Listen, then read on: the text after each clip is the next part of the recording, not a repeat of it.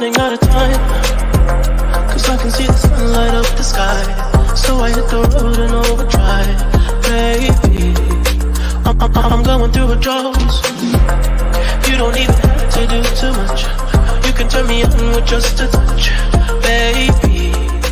Oh.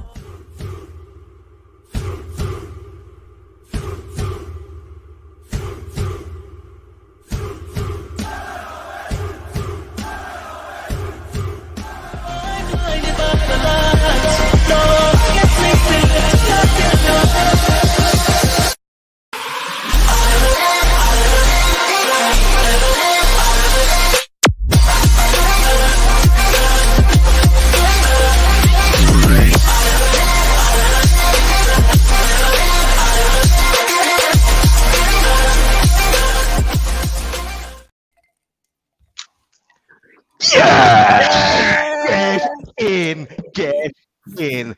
2-0 against Manchester United. The real United. You've seen United now, fuck off home. You've seen United now, fuck off home. What are you doing, Martin? Am I on mute? No, yes, I am on mute. I can't hear what's happening. Yes, now I can hear you, I think. All right, lads, let's get into it. Absolutely delighted with the win. But yeah, how's everybody? Pete, let's start with you. Well, buzzing, absolutely buzzing. I was nervous coming into the game today because you never quite know what will happen. But I've been confident all week. Spoke to Chris on away days about it. Been confident all week, but you get those nerves before the game. But I tell you what, after 2 minutes, those nerves disappeared because we floored them. Absolutely floored them. Demolition job. Buzzing.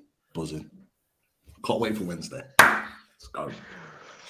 Richie without the beard. Is that Richie? It's just a little bit of stuff to get some fresh air to the skin, but I am fucking hunky-dory, mate. What a fucking game. Not just a decent packet of crisps. Martin, how are you? I'm good, mate. That was one of the best games of the season. I wasn't, I think from kind of midweek, I was getting a bit of gyp from Manx that I work with. So I'm quite looking forward to going in tomorrow and tell them all to feck right off. So I will strut in like Vince McMahon in a meme tomorrow morning at about 7:30 with some format of black and white on and thoroughly enjoy the day taking the piss out of them. So yeah, no, it was good. It was a cracking match. Full control all the way through. Happy days. Great. Happy days. Yeah, no, you deserve that, Martin, to go in and rub it in tomorrow. Yeah. Chris, how are you? A fair bit. Apart from the toothache, how are you? Mate, yeah, I've got a horrendous toothache. But no, that win certainly cheered me up. And yeah, I forgot I had toothache for about 10 seconds twice during that match when we scored. And yeah, just brilliant. Like, as Martin said, it certainly that felt that the last time I had a feeling like that when Newcastle won was probably the Arsenal game. Just in terms of the way that we dominated and the way that we just played them off the park. For the split second, I did think, if only we'd done this at Wembley. But forget that, it's done, it's happened. So yeah, absolutely delighted, Daz. Absolutely delighted. Who is breaking news? Ooh. Breaking news. Potter's been sacked by Chelsea. What? Oh, yeah. Interesting. But look, just starting to break there on Sky. We'll get around to that towards the end. Let's get into the game. Man United fans, I know everywhere your boys took one hell of a beating. Right, let's get into it. The team news. Any surprises? I suppose an unchanged side, and with a very healthy looking bench with J7, Gordon, Wilson, and Anderson on the bench. It was time to unleash our revenge. Pete, any thought on the lineup? The only surprise was that Joelinton wasn't starting. We were adamant. We thought he'd start, didn't we? Joelinton was going to start, and yeah, surprised. But then again, Eddie Howe showing his authority. If a team's played well, and we were excellent against Forest, let's not forget, he kind of rewards them with the place in the team. And yeah, fair play to him. But even with Joe Linton on the bench, you still look at that team, you still think, you know what, there's enough there to still win the game. Like it was, so it wasn't a big disappointment or shock to me. I was just like, you know what, let's roll with it, let's go. Richie. Just pretty well, what Pete mentioned. Obviously, when we did the show on the other night, we pretty much all thought that Joe Linton would come back in, and it would be the alternate between Willock and Joe Linton down that left hand side. But as Pete also mentioned, you can also reward a winning side, and why not change? Just stay as it was, and fair enough. With good strong bench, we used the bench well, which obviously we'll get into it. But yeah, deserve to stay like that, obviously, for the win from last time. Marty, Chris, something you want to say about the team, or we move on? Yeah, no, I didn't. I think the only discussion was, as Pete and ourselves were chatting about earlier in the week, that Joe Linton we thought he'd come straight back in. It was just where, if anywhere. But I think, look, Eddie obviously held his own, kept the same team. And I think certainly the first 45 minutes showed that he was just in doing that. We should have been certainly a couple of goals, if not 3-0 up by half time. As me and you were texting, so we had a handful of chances. So yeah, no, team choice was right, and it was nice. I think we put in the chat, it was nice to have such a strong looking bench, probably for the first time in a long time. Cool, Chris. Yeah, the only thing I'll add to that, mate, is just I think I wrote this in our group chat, just saying, like, I'm surprised I was that we didn't change the lineup. I think we'd all discussed it, didn't we? Saying, Joe Linton surely will come back in. And then when he didn't, I was a bit like, oh God. And then I thought, well, actually, we just won 2 on the spin. So, like, would it have been wise to change the team? So it was it was the correct call, wasn't it? At the end of the day. Yeah, exactly. Let's get into it. Let's go to the first half. I'll spin through the first half. Right. First up, 6 minutes, long stuff chance. You control it well, with a bit of a weak volley. The good pressing from Newcastle, as always. Man United under pressure right from the off. 12 minutes, Warhurst had a shot that hit side netting, tackle. There was a tackle on there was a challenge on Bruno. It should have been a free kick, actually, as well, for that chance. Move on, 15 minutes, Murphy cross, Isaac header, save by De Gea, the follow-up from Willock, it's again saved by De Gea.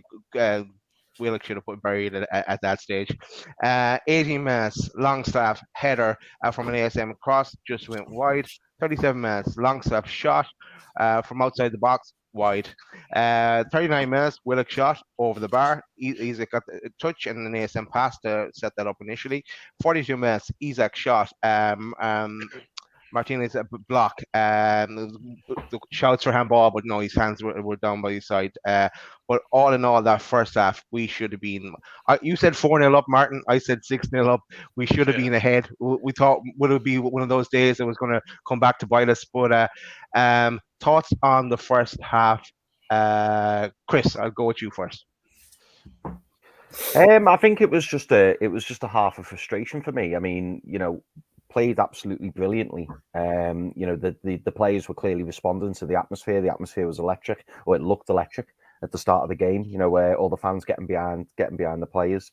I thought in general the first half performance was good. I just worried that Man United would capitalise on those missed chances. I mean, Joe Willock should have had 2. Really, we should have got in at half time at least 2-0 up, if not more, as you say. You and Martin said, Daz. I was worried second half because I hoped that we would maintain the intensity. I hope that we'd still come out battling. We've seen this season, one really good half and then one where we don't quite look the same. But I thought we managed the game well for the entire 90 minutes. The players were switched on, the players were committed, and I think we saw Luke Shaw at the end of the game say that Newcastle wanted the game more.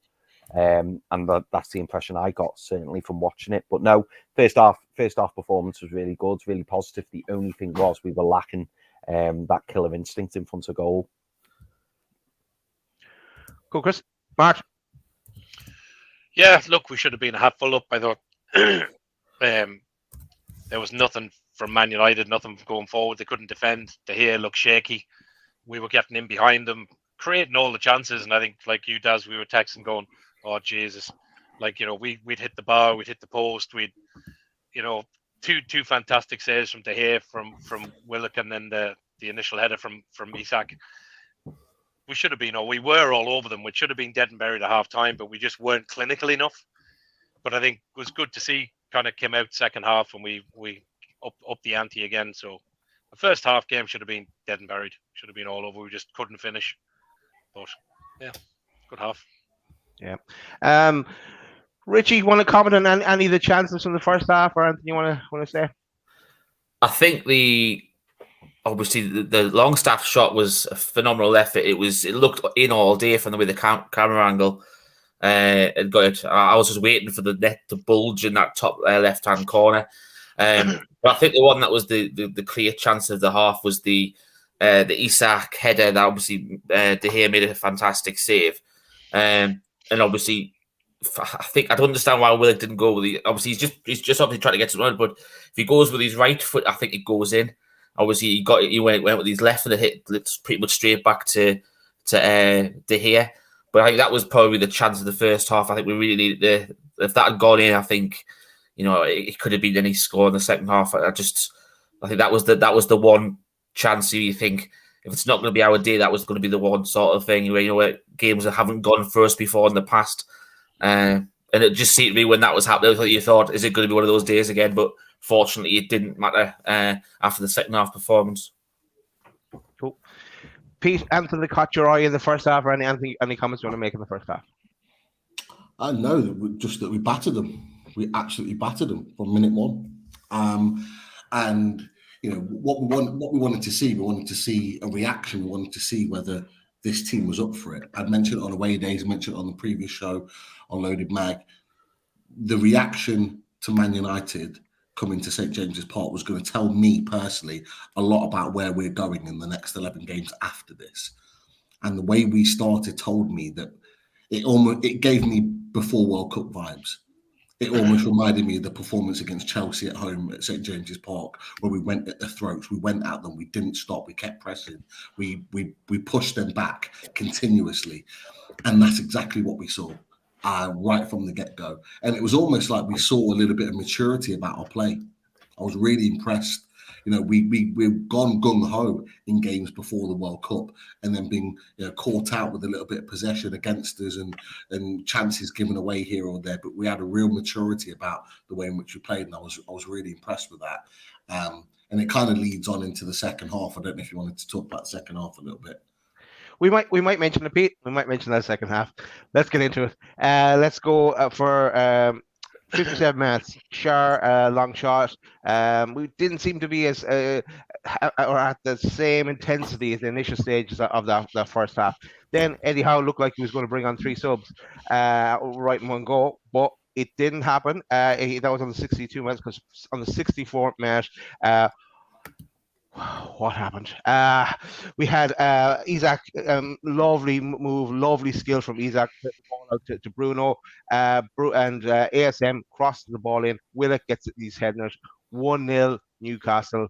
Joe Willock with the goal. I've been tipping him to score for the last 2 games. He finally does it. It does eventually come. So nice to see that. And a great little celebration there with the corner flag. And there was a bit. Got too carried away there with the celebration. I don't know what he was doing there. That was really getting into the celebration. Martin, you know what he was doing there. Well, we won't get into that. We'll go with this picture for the celebration. That's an Henri homage there. That's done. But that's a celebration Henri used to do. Yeah, exactly. It was. I saw a couple of tweets about that. But yeah, we have to play the obligatory Willock celebration goal. And for me, I'm going to tell my story here first, because watching this game with my little boy, it's the first time he watched a game all the way through. And after the last time actually he watched the game all the way through, he's probably about 1, and Ayoze Perez scored a hat-trick. So he's a good luck charm. So he watched the whole game through. After when Willock scored, he dived across the floor and slid in his knees. And then we had to do a little celebration, as I put into the chat to you guys. So this is what it sounded like.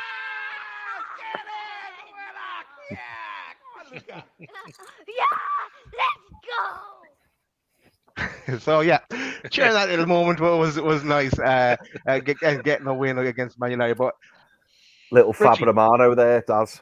Yeah. Richie, let's go to you first on your thoughts on the goal. I thought it was phenomenal build-up play by Newcastle.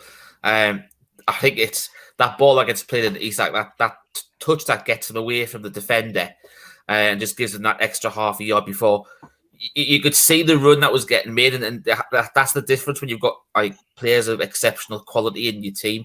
That little touch through ball for Bruno was inch perfect, and it was just so it was the pace was right, just so that Bruno could run onto it and just float that ball, right to the back stick, and fair dues to Maxi. Do you know what I mean? To not give up on it and keep it in and put it back into the danger zone, and it was a lovely, fantastic. He'll always take the assist, but it's probably one of the most unusual assists that Maxi will ever get this season. But I don't think any one of us cares. But do you know what? Willock said in his interview afterwards, he says, I couldn't miss from there. And sure enough, he didn't. So it was, it doesn't make a difference whether it's spectacular or it's a yard out and it's a header not tap in. Couldn't care less. That goal meant so much to the team, the fans. I think the relief. I actually got told off the way I reacted when it went in. Yeah. No, I didn't react like that, Daz. That might have been what was going on in your house, but not in our house. No, I did get told off for the reaction for the fact that the cat nearly clawed the son to bits because he had hold of him. No, just the relief around the crowd as well is just like all that vent up frustration that we had from 5 weeks ago. Obviously, we were in the final. Just it all seemed to be. Everyone just seemed to release it at the same time, and it was like we finally scored this season against Man United, and it could be one of the most telling victories that we have this season, in our push for the Champions League places. Cool, Pete, your thoughts on Willock's goal? I put a tweet out yesterday saying how superb Man City's goal was against Liverpool. Their first one, their equaliser. For me, that's just as good, if not better. The build-up play, the passing, the way we pass sometimes as a team, it's like telepathy. We pass into spaces where we're not even looking where we're passing, but we know a player is going to be there. And Man United just couldn't cope with it. They tried to overload us. We can play through the press, and we did exactly that. And look. We cannot discard the touch and the movement from Isak. It wasn't the first time. It won't be the last. The guy is phenomenal. Honestly, I just enjoyed watching him play as well. He's on the way to being world class. He really, really is. And he didn't even score today, but he was sensational. That little deft touch, the ball when it gets it almost gets deflected into him and it's spinning, and he just his first touch just kills it dead. Bang, one touch, two touch, through ball. Just outstanding. Ball to the back post. Maxi being exactly where he needs to be. And we'll talk about Maxi and other players as we go on, but he was exactly where we needed to be. Great header back across goal. And look, we've talked about it. We talked about it last week. If Willock keeps getting into the box and putting those chances away, he'll be wearing the 3 lines for England. There's no doubt about it. He is a top player, and was outstanding again today. Pete, I was going to say, it's interesting what you said at the very start. Your comment there about Newcastle playing balls and they just seem to know where people are. I don't know about you. For when obviously I'm watching the game now, I can see where they're going to pass next as well, because obviously we watch them every single week, and you can see, what Newcastle. It seems, for me, it seems to be like, obviously, and I don't know if you are the same way, when you look at it from a coaching perspective, you're thinking, surely teams must be able to combat it by now, because if we can, see what they're going to do, how can't they? They've got so much more experience, but for some reason they're so fast with it as well that teams cannot deal with it. That's exactly right, Richie. Is that teams know what you're going to do, but can't deal with it. Why? It's because it's passed into areas where it's literally one-touch football. You go back and watch the game today. The amount of one-touch football we play in that tight spaces, like, you can't deal with that. It doesn't matter how good you are. It doesn't matter how good you are defensively. You cannot deal with that type of one-touch football. And at times today, that type of football, for pockets, not consistently, because we're not there yet, but it was on the level of what Man City do. One-touch football, in, out, in, out. You can't get near them. And that goal was proof of that. We played out of a tight space on our attacking right-hand side, bang, into the middle, into Isaac, goal. After 3 or 4 touches, bang. It's no messing. And it's amazing to see. And, you know, it just shows how much we've grown as a team over a short period of time, because that's 2 or 3 years worth of development that we've done in a year's time. And we're producing that football now. Brilliant. Well said, Pete. Mark, let's go to you. Before we go to, can I just check you're wearing pants, Martin? You know the rules. No pants, shorts today. The sun was out. The sun was out my side of Island, Daz. So I was pottering around, kind of tidy and clean and doing a few things. Made Sunday dinner while the match was on. Kind of had that on in the kitchen. A couple of beers while I was working away. So yeah, I just had the shorts today, Daz. But it's okay. It's okay. Camera's high enough up. There'll be no sneaky worms on TV. We'll be fine. And your thoughts on Willock's goal? Yeah, do you know what? I'm delighted for him. I think, you know, one of the things I'd said on a couple of the shows is, you know, can we have COVID Joe back when he was in that vein of form and he was scoring and he was just class.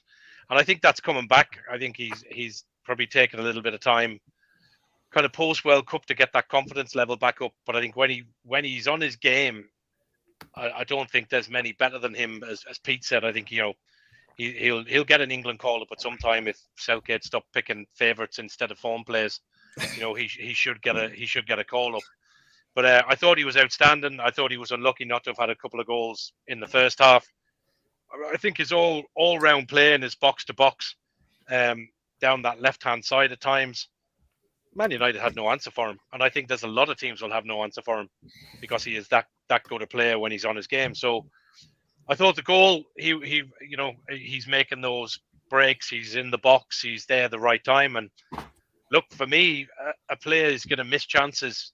I'm more worried that they're there to miss the chance than not there to miss the chance, because some point the chance will come and they'll put it away. And I think Willock has shown that now the last few games. He's starting to convert. So yeah, I thought he was top notch today. Class player.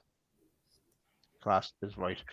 Chris, your thoughts on Willock's goal or anything around the build-up?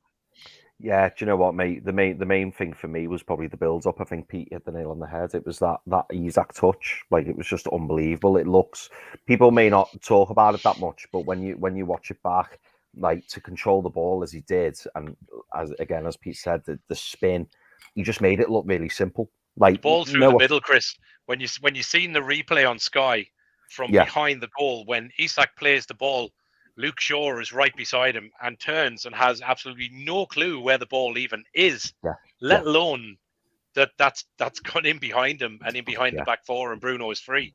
Just ridiculous pass and movement. It's crazy, isn't it? And, you know, without being disrespectful, you know, like a Chris Wood doesn't do that.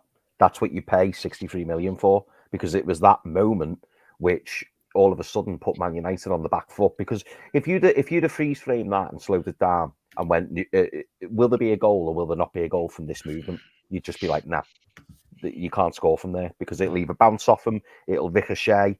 But instead, he's got that composure and that skill to be able to take a touch, get it under control, and then lay it off. Ball in the box, Maxi, fantastic header back. And then, you know, seeing there the ball at the back of the net was just brilliant. And what I loved as well, before we move on, what I love is how we still kept going. We weren't satisfied with that 1-0. Yeah. Even Gary Neville on the commentary was saying Newcastle can smell another goal. They're baying for it, because they knew that, you know, as soon as we make this 2-0, it's game over. And the lads went out and did exactly that. And it was just brilliant, absolutely brilliant. Okay, first, before we move on with the rest of the game, let's just remind people to hit that like button.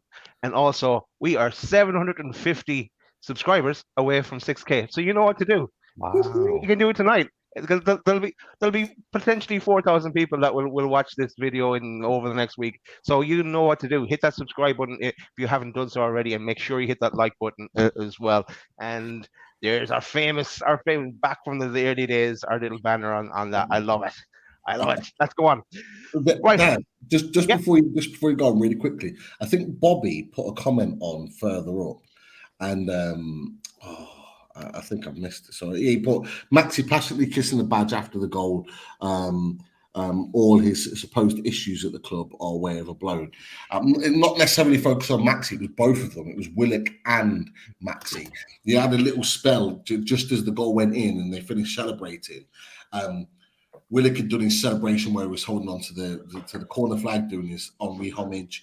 But then him and Maxi were both there, both with a badge, kissing the badge and pointing to it, to the Gallagate. If that doesn't show you commitment and passion to the team for both Willock and ASM and the rest of the players, like nothing will. Those guys are 110% committed to what Eddie Howe is trying to do to this club. I just thought we didn't get to see enough of it. It was only a snapshot because Sky just typically just move on and don't let us enjoy those type of moments. But it was a really nice little snapshot, and it just tells you how much these boys, the whole team, care about the club.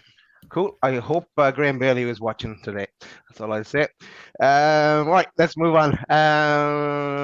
Right, 75 minutes. First of all, then the subs were made. So J7 comes on for ASM. Gordon comes on for Murphy. 75 minutes. Gordon across the box. Isaac was wrecked at that stage actually. So, but he if he'd started his run earlier, you can't really stand bad on him. But if he'd started his run earlier, he might have got to it. 75 minutes again. The corner. Big Joe hit got onto the header, hit the bar. Shar headers wide. Of course, Shar was down twice with a head injury today. Always, it's awful that he gets those injuries, but always good sign for us that we might get a win. Sub then Isaac off, Wilson on. 82 minutes, Willock off, Anderson on. 87 minutes, free kick, Kieran Trippier as a lineup, Wilson. Up steps, Wilson, header, back in the net. Wilson, 2-0 Newcastle. Any doubt you had in your head at that stage then that Man United may get the equaliser went right out the window. We knew we were going to win at that stage. But Mark, I'll go to you, I think, next, first on that one. Your thoughts on Wilson's goal? I think again, setup play was good. The ball in from Trippier was so flat, so hard to defend. Rashford, like, one of the things I don't get, as much as the Manchester Reds were kind of trying to chase the game, I didn't get Ten Hag's substitutions fucking at all, taking off all the centre backs. So they left their back four with no height whatsoever. So, it worked out great for us, but I thought it was a bit ludicrous from them. Kind of showed a little bit of desperation for me. But the ball in, look, from trips, you're just going to get quality. There's a little Sly Shearer-esque kind of push on Rashford, just a slight nudge by Wilson, just a tap in the back, just to make sure his number 10 on the back was stuck on properly. Just making sure it was okay. I think they were just trying to check that he was actually real and it wasn't like a hologram. Yeah, exactly. I think it was that. It was just you thought it was a hologram because he'd done shit all game, so he was just checking. But all good header, and I think nice to see Wilson score because. Look, he made the point in the interview when he was stood with his dad, Dan Byrne. He didn't.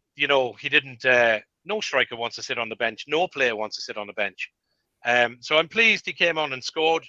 I think we will see more and more of that from Wilson coming on from the bench. I think Isak will be our main striker. I would think for the rest of the season start. I'd be shocked if he wasn't. He was a bit leggy towards the back end, but look, he was on internationals as well, so I think that's a bit understandable. But look, Wilson's a great goal scorer, but Isak is just fucking different gravy altogether, in my opinion. Different gravy. Nice gravy. They ended there. Chris, we'll go to you next on Wilson's goal. I was delighted for him. I know he's had a few knockers in the past weeks, me being one of them. And today, he came on, he looked focused, he looked ready. And that was a typical striker's finish. That was like Alan Shearer-esque. It was, a little bit of gamesmanship, little push just to get that extra yard. and finished it really well. I thought De Gea. I remember Pete when we did away days, and Dan was saying, that one of De Gea's biggest flaws is that he doesn't come off his line.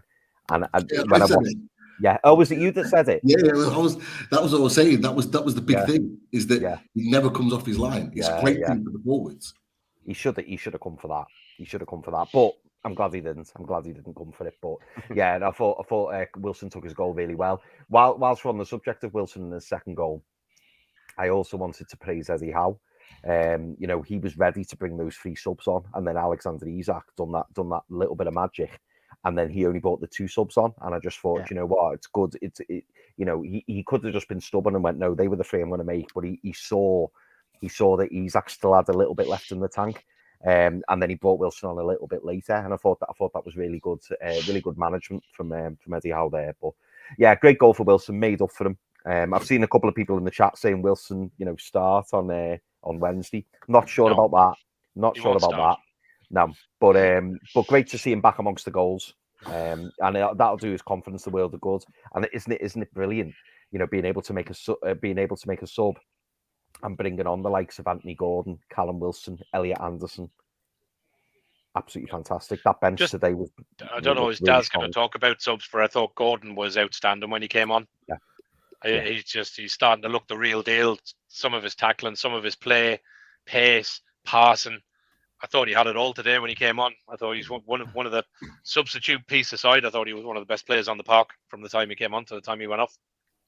Daz, just bring that team sheet up again, just so we can have a look at those subs. Yep, sure. Here they are. Boom.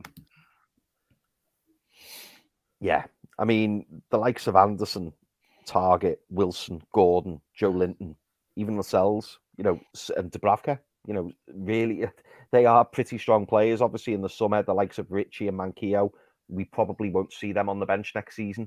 But that's really not a bad bench at all. Really not. No, not bad. A long way from where we used to have our bench. But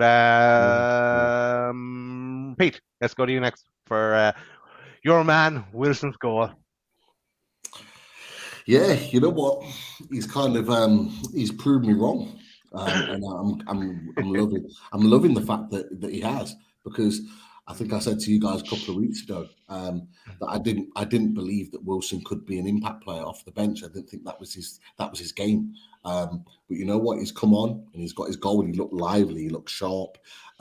He really gave Lindelof a tough time. I mean, to be fair, any of us on the panel could have given Lindelof a tough time, but he did. He put him on the floor a few times. He was dominant in there.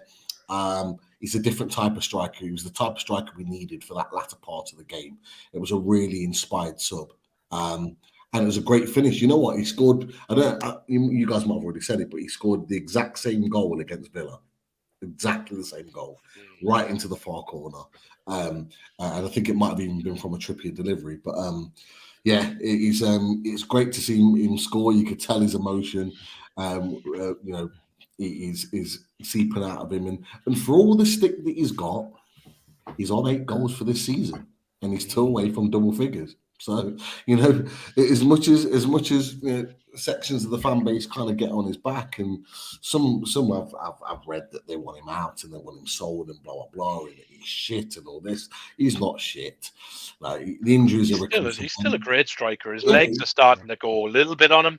Yeah, but I think you made a point, Pete, on one of the away days. I think I was watching. He'll, if we, which it looks like very much we will, if we keep playing, we get Europe. He'll do a season. He'll enjoy his European run because he hasn't had that before, and I think he'll probably start a couple of those games to get his swan song. But I would say a season is probably what we'll get out of him, and then I would think he's the kind of player. If Howe is still there, you'd kind of want him in and around the coaching staff with the younger strikers and stuff, even amongst the academy and stuff, because he's got a lot to offer, I think. It all depends on what he's still a great striker. He is, and my only question with him is, could he be like? I'm with you, Mark. You said it earlier. He's 100%. Isak is 100% our first choice striker. We always said it. As soon as he got a run in the game, run of games under his belt, he'd be first choice. He is first choice now and should be.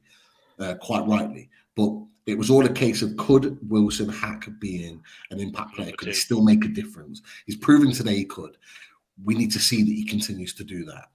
Because if he doesn't, then I think we will go and sign another striker, because equally we could get 20 million for him. But Wilson will want to stay and play European football. There's no doubt about it. But today he proved that he can come on and make a difference. And the fact that he's only having to go all out for 15 or 20 minutes rather than 60, 70, 80 means that it's less taxing on his injuries. It means he gets more rest time. It means get more game out of him in the long run.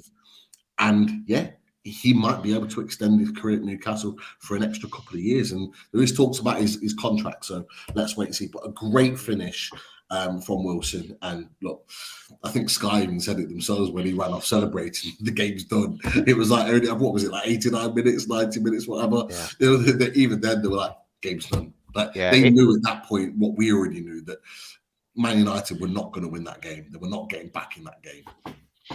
You're right, Pete. It was 87 minutes, and it's amazing what you once you get your heating and your bathroom sorted, how life changes for you. But and that's the same Villa you mentioned. Villa, that's the same Villa that think they're going to Europe, isn't it? I think it could be. I think Rich Sutherland has a lot to say about that. But our own Richie, what did you make of the Wilson goal?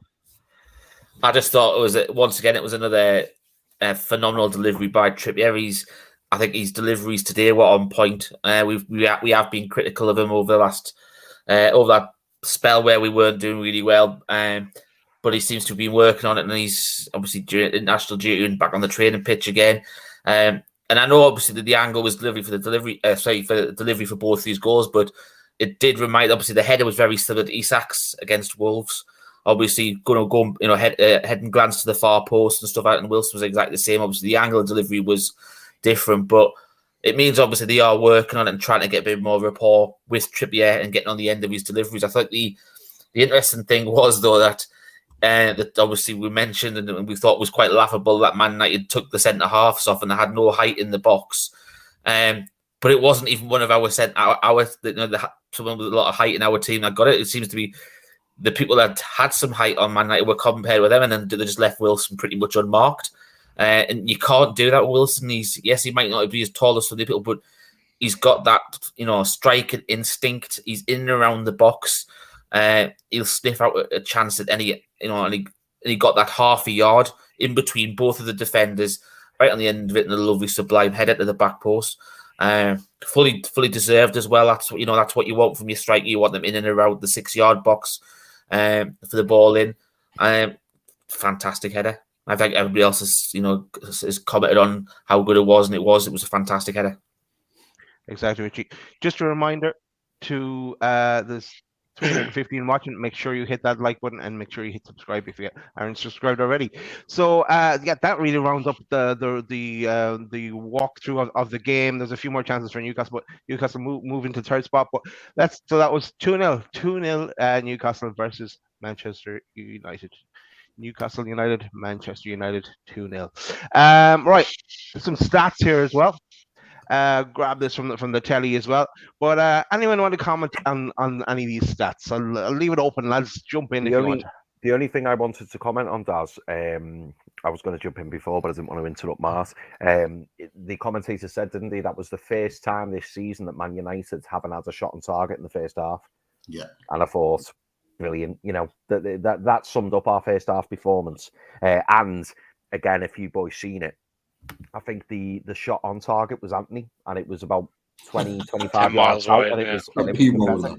Yeah, it was pathetic. That was useless. I must admit, when that shot, there was that pass that Rashford put through in. I think it was about within the last 15 minutes, and he was hoping that someone was going to run on it, and it just literally trickled straight the Pope. I'm thinking, I wonder if Man United fans will try and claim that as a shot on target as well. I think the interesting thing with that was the XG. Yeah, that's the highest expected goals against Man United anybody's ever put up. Yeah, and it should have been. To be fair, it should have been more than 2. It could have been a lot more than 2. No, it should have been. The one thing that stood out for me was two things actually. If you go back to the picture, the sprints, we talk about it all season. Anyhow, the boys talk about it all season about how fit this team is. To out sprint convincingly a Man United team the way we did today, just shows you how fit and how sharp that we are as a team. And a lot of that would have been through our midfield, the likes of Joe Linton, the likes of Joe Willock, the likes of Sean Longstaff, Bruno Guimaraes, the amount of sprints, Alan Saint-Maximin, for example, Jacob Murphy. You know, those boys put in a hell of a lot of effort, and they just outpressed Man United for long stints. The second part to that is the possession. That possession is masked massively, because I tell you what, up until that first goal was scored, when Willock scored, our possession was a lot higher than theirs. And we were up in the 60s, Pete. Yeah. We were absolutely dominating them with possession. We were all over them. Now, naturally, what happens is that we score. They have to come out and they have to get more possession and more on the ball. But as we've just alluded to, they created naff all. They created nothing with all the possession that they had. Then we never looked like conceding at any point. And so for me, that possession there overall in terms of the game does kind of paper over some cracks there about how bad Man United actually were, because we held the ball very, very well for long periods of that game. And I think if we'd have had the possession a lot higher, and even on those stats, it would have looked even worse for Man United. Yeah. Great. Let's move on. Let's move on from the stats. Let's go to ratings. Ratings, everybody's favorite. First up, Nick Pope. For me, didn't have much to do, especially in the first half. Well, when he was called upon, he came. He was there. I gave Nick Pope an 8. Same, 8. Brilliant. Had nothing to do. More of the same, please. On Wednesday. Was never tested, was he? So quite comfortable. One little kick where it kind of got away from him a little bit, and I was like, oh no. But yeah, he managed to get it back and boot it out. It makes me a little nervy at times. Anyone different than an 8? So we'll look at this way. No, not different from an 8. Just a fantastic save from Anthony. The grass cutter. I love it. He was shit, by the way. Sorry, He's fucking god. Show pony. Yeah. He's Ronaldo with a shit haircut. He's not even that. He's not even a show pony because he can't do any tricks. 85 million. Well, you can go around in a circle. That's about it. 85 million. So could we. Yeah. We could do that. And even Willock showed him up as well as the bounce of the ball in his head, little trick that he has it going on in the middle of the park. Richie, you were 8 as well for Popey? Yeah. You know, I was. If he'd had another shot like the Rashford one, I'd have given him a 9. Nice one. Right, let's move on. Let's go to trips. It's working the overlaps, gets the crosses in, got the assist as well for Wilson's goal. I'm giving trips a 9. Yeah. Chris? Same. Totally agreed, Oz. 9. Anyone different than a 9? No. Everyone's 9. Okay. He was just class. That's all we need to know. It's just class. Yeah. Class. Yeah. Right. Moving on. Let's go to Shar. Shar. Picked up with Shar is organization. There was a stage there when one of the few attacks they had, and Shar was like pointing, Burn, you get back in covering the centre back spot so Shar could cover where he was. Put his head on the line as he always does. I'm giving Shar an 8. 9 for me. 9 for Pete. I thought Shar was class. I thought he was class. 9s from Richie and Chris. Did you see Callum Wilson giving it a bit of that as well? Yeah. Hey, we all know he watches Loaded Mag, NUFC, so yeah. Cal, good to see you, mate. Great guy. That's right. That's why he's doing business with the radio shed and HCO bathroom design call. Martin, what was your rating for Shar? I'm actually going to give Shar a 10. And I'm probably going to give a couple of 10s, but I just think he was outstanding today. Yeah, he was. I think he's everything you want from a player. I think he has desire. I think Pete's bit, the bit around organisation that you don't necessarily see all the time, in particular when our wing backs are pushing forward, the likes of Trips, who is the captain, Shaw steps into that. So does Byrne to a degree, and kind of marshals that forward. And I think if you listen to the interviews after the game, Gary Neville made a really good point in comparison to the Manchester Reds back four, is that Newcastle can defend. They defend it. They defend as a unit. They work as a unit. They move as a unit. They look over their shoulders. They defend well. They head well. They pass well. So I think Shaw, he puts his body on the line when he needs to. He was unlucky not to score the header that hit the post in the second half. But like he's not afraid to get stuck in, and I think he doesn't get necessarily mentioned as much as he should do. I think he's been one of the most consistent and best players we've had on the park this season. So for that reason, in today's game and the result, I'm going to give him a 10. That's fair enough. Cool. Is he your man of the match? No. Getting a 10 and not man of the match. Ooh. Right, let's move on. Let's go to Botman. I thought Botman and some class passing as always. Cool, calm, and collective. I'm going to give him the same mark though as Sharp, so I'm going to give him an 8. Go higher. Who's going higher? I'll give Botman a 9.5. I thought he was outstanding today. I give him a 9. I think he was a good 9. There was at least 2 or 3 occasions, particularly in the first half, there was one massive block that he did when they were throwing goal on the right hand side, and he covered his space, and look, the other man shot on goal if he'd have not blocked it. Yeah. He made some of his interceptions today were crucial in very difficult situations, and I just thought he was back to his best. Yeah. It was almost like the mistake against Forest is almost it woke him up. He was very, very good after that mistake, and he was outstanding today. He was really, really good. I think the thing for me with Botman, Pete, was his passing was class. From pinging it from side to side, his distribution, his thought, his passing, but his long range passing from wing to wing, I thought he was probably one of the best passers on the pitch today. His switch ball plays unrivaled. 20, 30 yard ball is unbelievable. You can't match that. Both feet as well. That's the good thing for me. He can ping a ball with either foot, so that's why. This is I tweeted it out after the game, and this kind of, you talked about Shaw, kind of how I feel about Botman, Mark, and equally together. This is why, you've got opposition fans that talk about centre-back pairings, and they'll talk about Arsenal's or Man United's, and they'll completely discard Newcastle United. We've got the best defensive record in the Premier League for a fucking reason. Not just because we've got the best goalkeeper with the best clean sheets, but we've got the best centre-back pairing.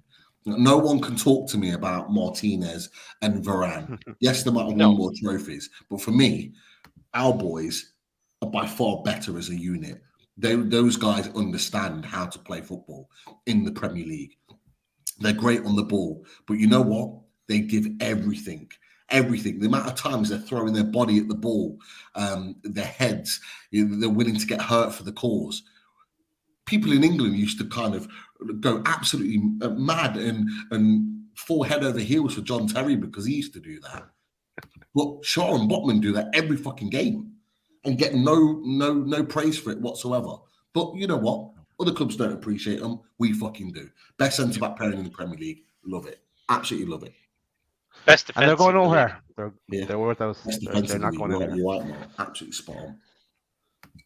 Right. That was Botman. Before I forget, here's the team, the team photo that we always love to see. I know I'm always dying to get this picture unloaded onto the system so we can have it for the show. But yeah, love it. I didn't look closely at it. Anyone stand out to you, lads? Who's the little lad on the floor beside Bruno? Miley. Okay. Yeah. There's one behind Willock as well. There's one behind Willock, and then one at the foot. Is that the two brothers? Is it? Sure. There's two, isn't there? 2 Mileys, Lewis and Jamie. There's 2, isn't there? Yeah. They look like the brothers. So it must be.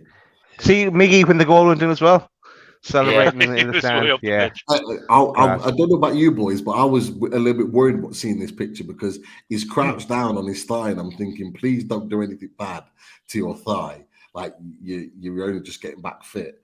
I just panicked for a second when I saw him sort of crouch down because he's putting pressure on his thigh muscles. I'm like, don't make anything pop. Like that's the last thing we need.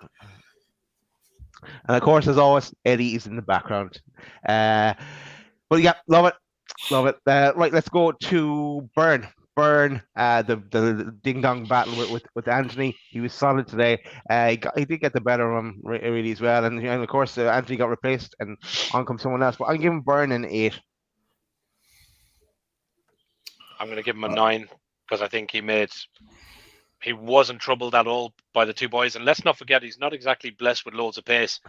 And as a left back who's actually a centre back, he's dealt with some of the best wingers in the league all season long. And not really being embarrassed. Probably maybe only the Liverpool game he kind of probably didn't play up to his best. So I give him a 9. I thought he coped with Rashford and Anthony and anybody that was thrown at him today.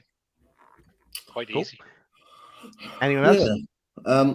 Maybe I'm being a bit harsh on Trippier because I'm gonna give Byrne a 9. So maybe I should have maybe given Trippier a 9.5 because he got the assist. But I'm sick of people saying about Anthony was going to destroy. I was on that Man U pod on Friday. They were talking about how Anthony was going to destroy Byrne. I'm just like, in my mind, I'm just like, fucking hell, like, what are you talking about? Because he didn't even put a fist on him at Old Trafford.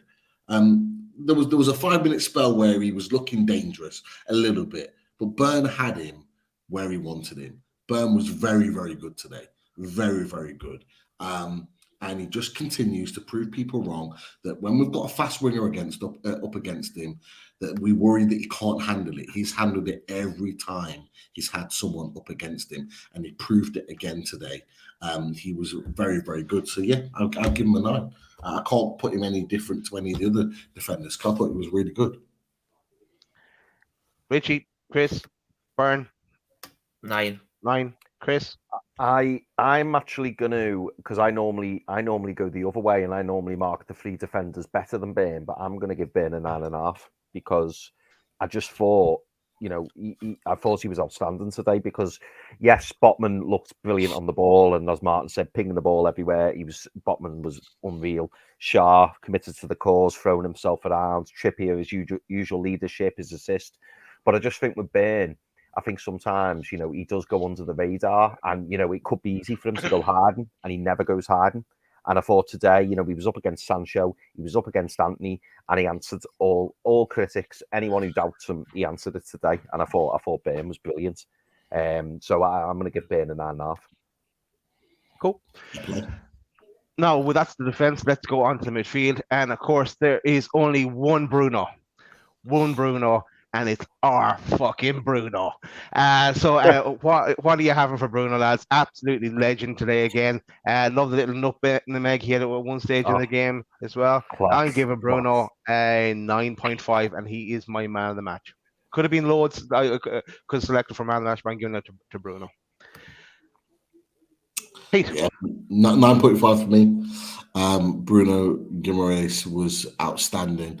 He actually, for the first 5 or 10 minutes, he wasn't really on the ball very much. He was a little bit. It was quite quiet. There was a few players. I think Maxi as well. It took a while for them to get in the game, just because of how the game went, not because they weren't playing well. But as soon as he got on the ball and he started making passes, like he just came to life, and he dominated that midfield on the ball. There was no one that could get near him. They could not handle him whatsoever. And he was back to his absolute best, and he was back to his best against Forest. He's continued it again today. 9.5, top stuff from Bruno. Love to see it. Just when we need him back to his best right now. Richie, 9.5?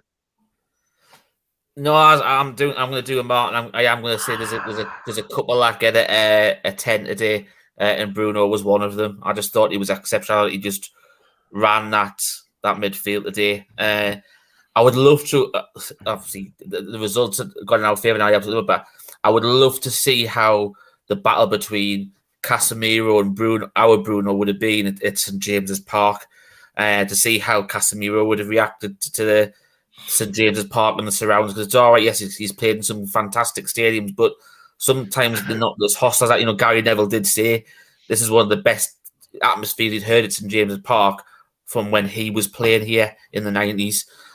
So that says quite a lot. I think he was just outstanding. The ball for the first goal to the back stick was lovely. It was floated, inch perfect for ASM to knock it back in. He just controlled it. It's fantastic. You see all that, those passion pictures where he's screaming at the crowd, and it's amazing now how the rest is a lot of the how a lot of the other players are starting to do it now as well. They've got the confidence in them to do it. You see Jacob Murphy doing it. You see Joe Willock doing it. You see Isak doing it. You see Dan Byrne doing it. It's good to see that rubbing off. Everybody wanting to have that crowd because they know how important that crowd is to how we play at home, and they appreciate what the fans do for the team and how difficult it makes it for the opposition team. So I think it was exceptional. He wasn't my man of the match, but 10. He wasn't your man of the match. No. Ooh, interesting. Martin. 9.5. I think I kind of agree with Pete. I thought he was a little bit quiet. First 20 minutes, maybe, till he kind of got his foot into the game.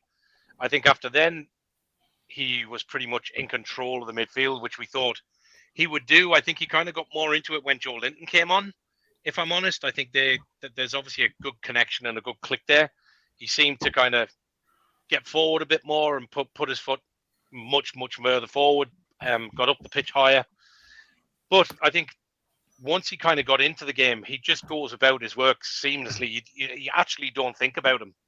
And I think for that reason, he's a good man of the match candidate. But I think there was a couple of others today who probably haven't been the Brunos of this season, but just performed a little bit better throughout the game for me. So 9.5 for Bruno today for me. I'm waiting for Martin to give ASM man the match. That's what I'm hanging on for. Chris, Bruno. Yeah, absolutely brilliant. That nutmeg was class. Like I think I celebrated that just as much as the goal. Just Geordie boys taking the piss. Brilliant, absolutely brilliant. I give Bruno a 9.5. I agree with you lads. I'd say 9.5. But he's not my man of the match. But I thought he was absolutely outstanding. The Bruno of old. Cool. Let's move on. Let's go to Sean Longstaff. Always getting into the positions, and again, so unlucky. He could have had a hat trick there, especially in the first half. I'm giving Longstaff an 8. Pete. I give Longstaff a 9.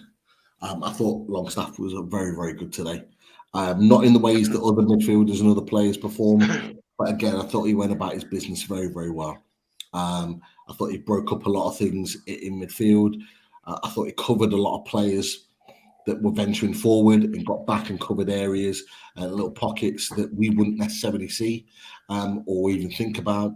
And he really does do like a lot of those kind of basement jobs that nobody wants to do, that he would do, that helps the team elevate itself to where we are at. And I was really impressed with him at times. I thought he went about his business really, really well. Richie talked about it earlier. Honestly, I jumped up at the screen because when he had that shot on the edge of the box, that little knockback to Maxi, I was like, go, Maxi, shoot. He plays it across, and then Longstaff's got acres, and I just expected to nestle in the top corner, just wide. And it would have been rightly deserved because I thought he played really, really well today in a different type of way to all the other midfielders. So I'll give him a 9. Cool. Richie. Longstaff. Exactly the same, a 9. It's like Scott says, Longstaff does the dirty work so other people can play around him. He's a bit like, obviously, he's a completely different player, but it's a bit like how David Batty was on that entertainer side. He used to just break up play, pass it to someone else, let them get on with it. He just does a job and that's it.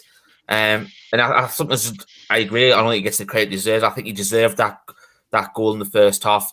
And I'd have been so pleased. It was a fantastic effort. It reminded us all the goals he used to score when he used to go on loan. Because he used to see all that when I had the loan highlights when he was at Blackpool and places like that. Yeah. And he was scoring goals like that for fun, week in, week out. And he just, I thought it looked like it was going to, as I said earlier on, it was going to nest in the top left-hand corner.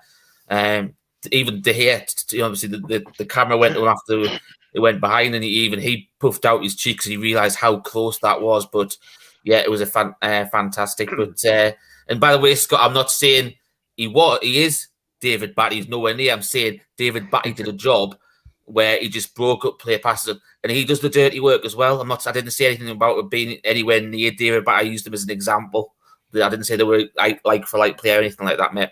Well, you always need a player in the team that does that role. You look at Man City, for example. You got Rodri that does that. You got Fabinho that does it for Liverpool, that just does all the dirty work and just breaks up play and keeps things ticking over for the rest of the team. So, no, I know what you're saying, Richie. Definitely. Chris, let's go to you and Angster. I agree, mate. 9. I thought he was everywhere. Lots of dirty work, as the boys have said. He was unlucky, really, not to finish. And I just think he's changed my mind over the last few months, because I know there was some doubts, and we've all said, he probably needs upgrading, and in time he probably will be upgraded. But for what he's doing for us right now, and the fact that he's one of those players, which I think I've spoken to Pete about separately, that you need a squad of players. And if you've got a quality player like Sean Longstaff, who is happy to be in the squads, local lads, just buzzing to be there. If you've got that strength and depth where you bring in someone like Sean Longstaff to play in a cup game or to play in a meaningless, European tie, say we've already qualified, you're more than comfortable having someone like him stepping in. Because he's a really good player. He's a good Premier League player. So yeah, I think 9. I thought he done really well today. I think one thing just to mention there, Daz, before you move on, because there's a few people who have asked this question, and I'll start them for later on, is I think that put that conversation we've had during the week about, we saw how Longstaff and McTominay would compare today, and I think Longstaff put that nail in that coffin. He was hands down a million times better than McTominay today. He was just different class. If McTominay was going to be bought to come to Newcastle, he'd be warming the bench every single week, because the middle three are in there now, get ahead of McTominay, in my opinion. Joe Linton does as well, and we're looking to add in that position in the summer. For me, I think the McTominay has been proved even more. That's a no-brainer for me. Just leave it. Do you know, just to add into that as well, Rich, I felt a little bit sorry for McTominay today, because in the first half, he was playing a bit more attacking. And then in the second half, they pulled him back a bit. And I just felt like saying, just make your mind up, tell him what he's doing. And, to switch his roles like that, I don't know. I felt a bit sorry for him today. I think it showed that Ten Hag doesn't trust him. They don't want him. They don't want him. The fact that they pulled him pillar to post, what you just said, Chris, it's exactly that. They don't want him at the club. They've had to play him today because he scored 4 goals on international duty. They had to play him. If they'd not played him, Eric Ten Hag would have had questions of why have you not played him, because Casemiro's suspended. So it was one of those things where they had to put him in the team. I actually thought, and there's a question in there for Martin actually. So Marco Pomo asked the question for Martin about McTominay, but I actually thought McTominay for the first 10 or 15 minutes, I actually thought he did all right, because he was there to do a job on Bruno, which is why Bruno was really quiet. He was there to play as a further forward midfielder to sit on Bruno. So Bruno wasn't able to get the time and space that he wants on the ball. And for 10 or 15 minutes in the first half, he actually succeeded with that. Bruno was not on the ball as much as we would like him to be. But all of a sudden, Bruno just ups his levels and just starts moving and creating space for himself. And McTominay couldn't handle the pressure of that. And so me personally, I didn't take, I'm not going to say, oh yeah, he's shit, blah, blah, blah. We're not going to sign him, blah, blah, blah, because let's face it, Eddie Howe improves players. Yeah. Eric Ten Hag's got no intentions of improving Scott McTominay. He just wants him out. money Yep. to buy a better midfielder, in his opinion. But Yeah. there was that question there for Mark. Let's go to Mark. I'll answer that. Longstaff. I'll happily answer that question, Michael Palmer. Yeah, I still like McTominay, and I think he could do a job. I think Longstaff had a really good game today, so I would give him a 9. But he's not always consistent. So that would be my only thing with Longstaff. I think today was probably Longstaff's best performance since he played in the Southampton Cup game, where he was really, really good in that game. He's been consistent the second half of this season, but he's had off games during the start of the season. So I just look at the McTominay thing from, does he improve something else that we've got in the squad? Does he improve Longstaff? I don't know. Does he improve on a Matt Ritchie or on somebody else there? Yeah, he does. So if we're talking about, and I said this on the show, anybody that watched the show the other night, I didn't say Longstaff was shit. What I said was, if we're going to get European football and we're going to do 2 cup runs and a league and we want to challenge on all 4, you want to build on the squad and improve. And I agree with Pete 100%. Eddie gets a tune out of players. I think me personally, and everybody else can have their opinion, think what they want. I would take McTominay, and I think he's an Eddie Howe kind of player. I think Eddie Howe will get a tune out of him. Man United clearly don't want him, so there's probably a deal to be done. And I think he bolsters and adds strength and depth to the squad. So why would you not want an international player?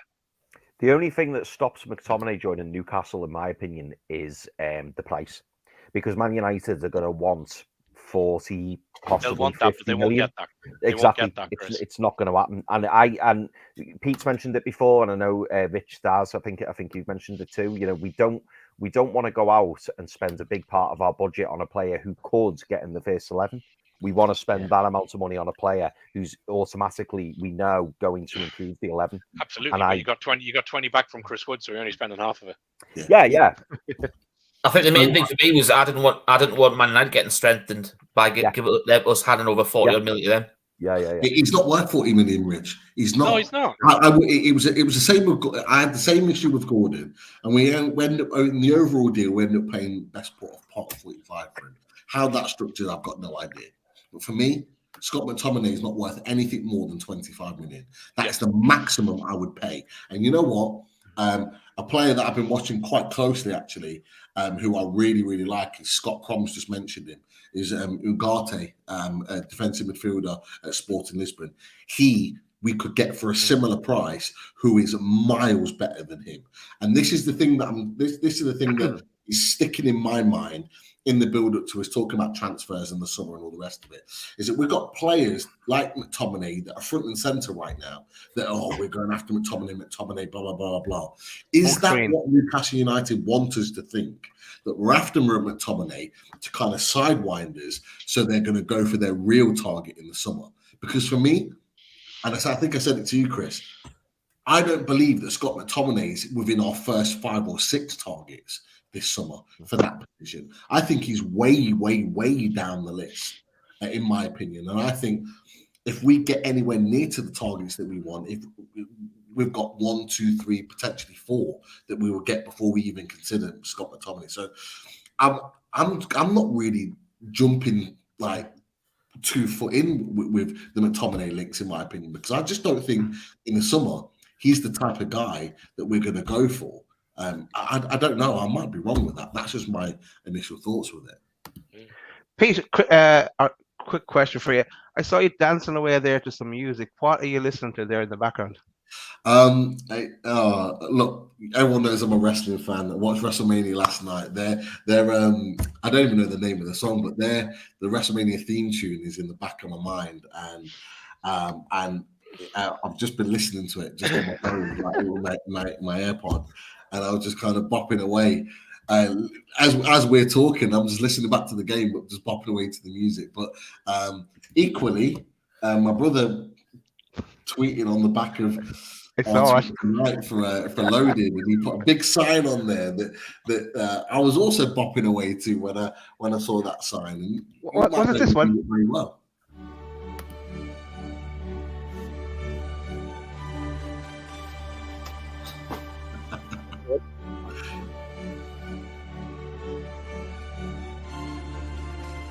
Just imagine that next season, eh? More of that later. Right. Willock, let's go to come on, you Maggies. Shots. Early shots in the first half were blocked. Unfortunate. He should have really put away one of those. But got his goal in the end. Great performance from Willock. I'm giving him a 9. Chris, we'll go to you first. I'm giving Willock a 10. He was my man of the match.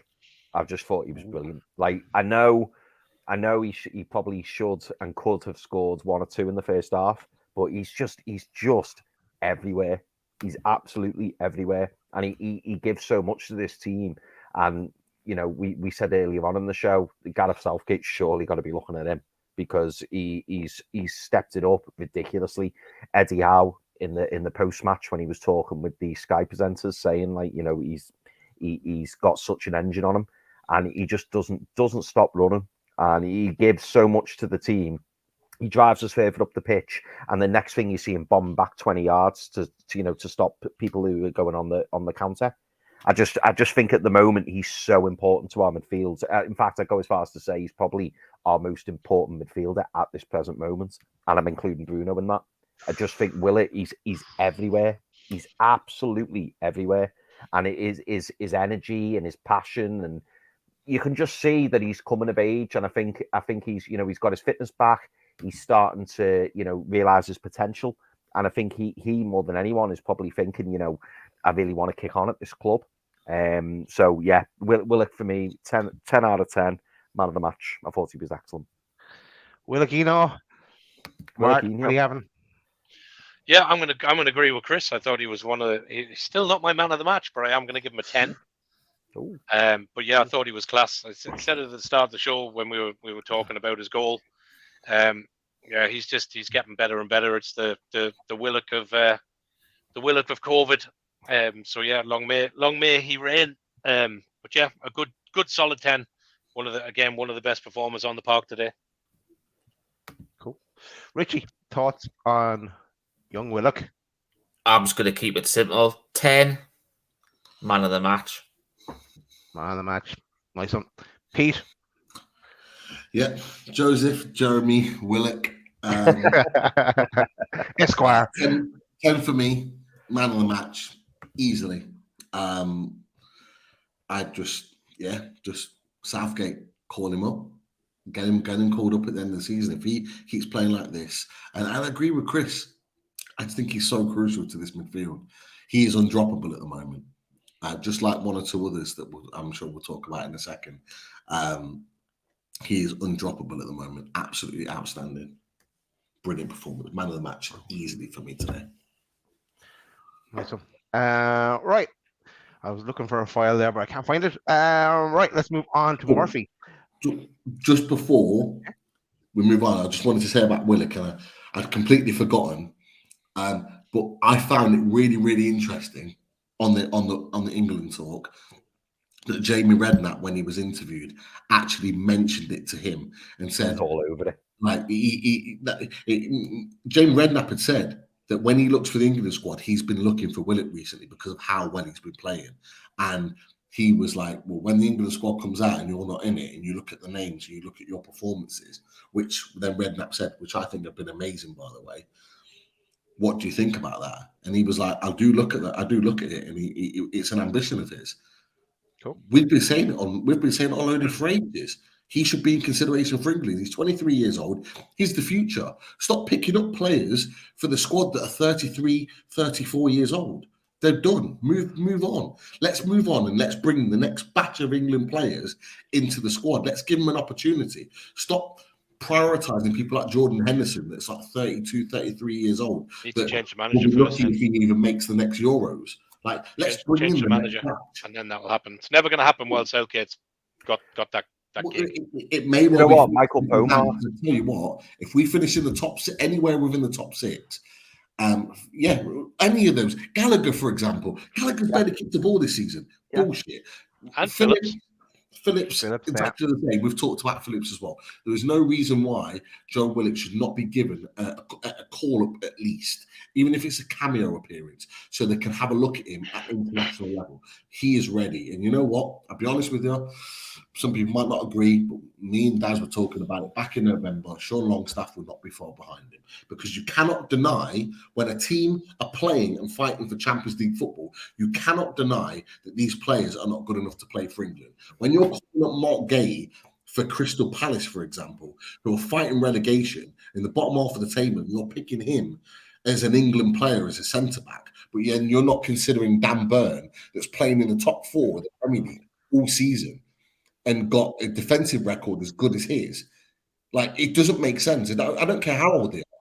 It doesn't make sense. It doesn't make sense. And at some point, they have to make the right decision. Joe Willock will be first. Sean Longstaff will be second. Yeah, no, and people will laugh at us, Pete. I'm sure back from November, but we said it first.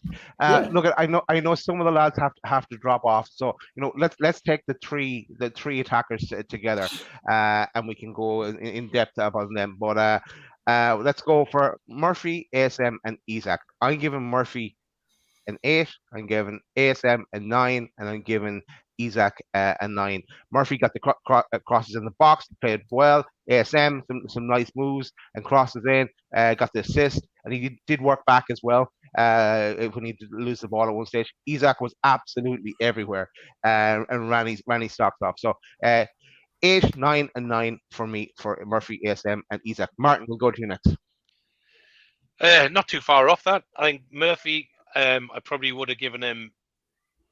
Yeah, I think Murphy a good 9. I thought he played well again, got some decent ball on. But I'm actually going to up that to 9.5, because anybody that's seen him coming off at the end of the match, and he was pointing to his watch as he walked past the Man United bench, so he gets an extra half point for that for me. ASM I thought was good, and I am always often critical of ASM. So I'm going to give him a 9. I thought he played well. He got the assist. He did track back, and I thought he had one of his better games. He seems to like playing against the Manchester Reds.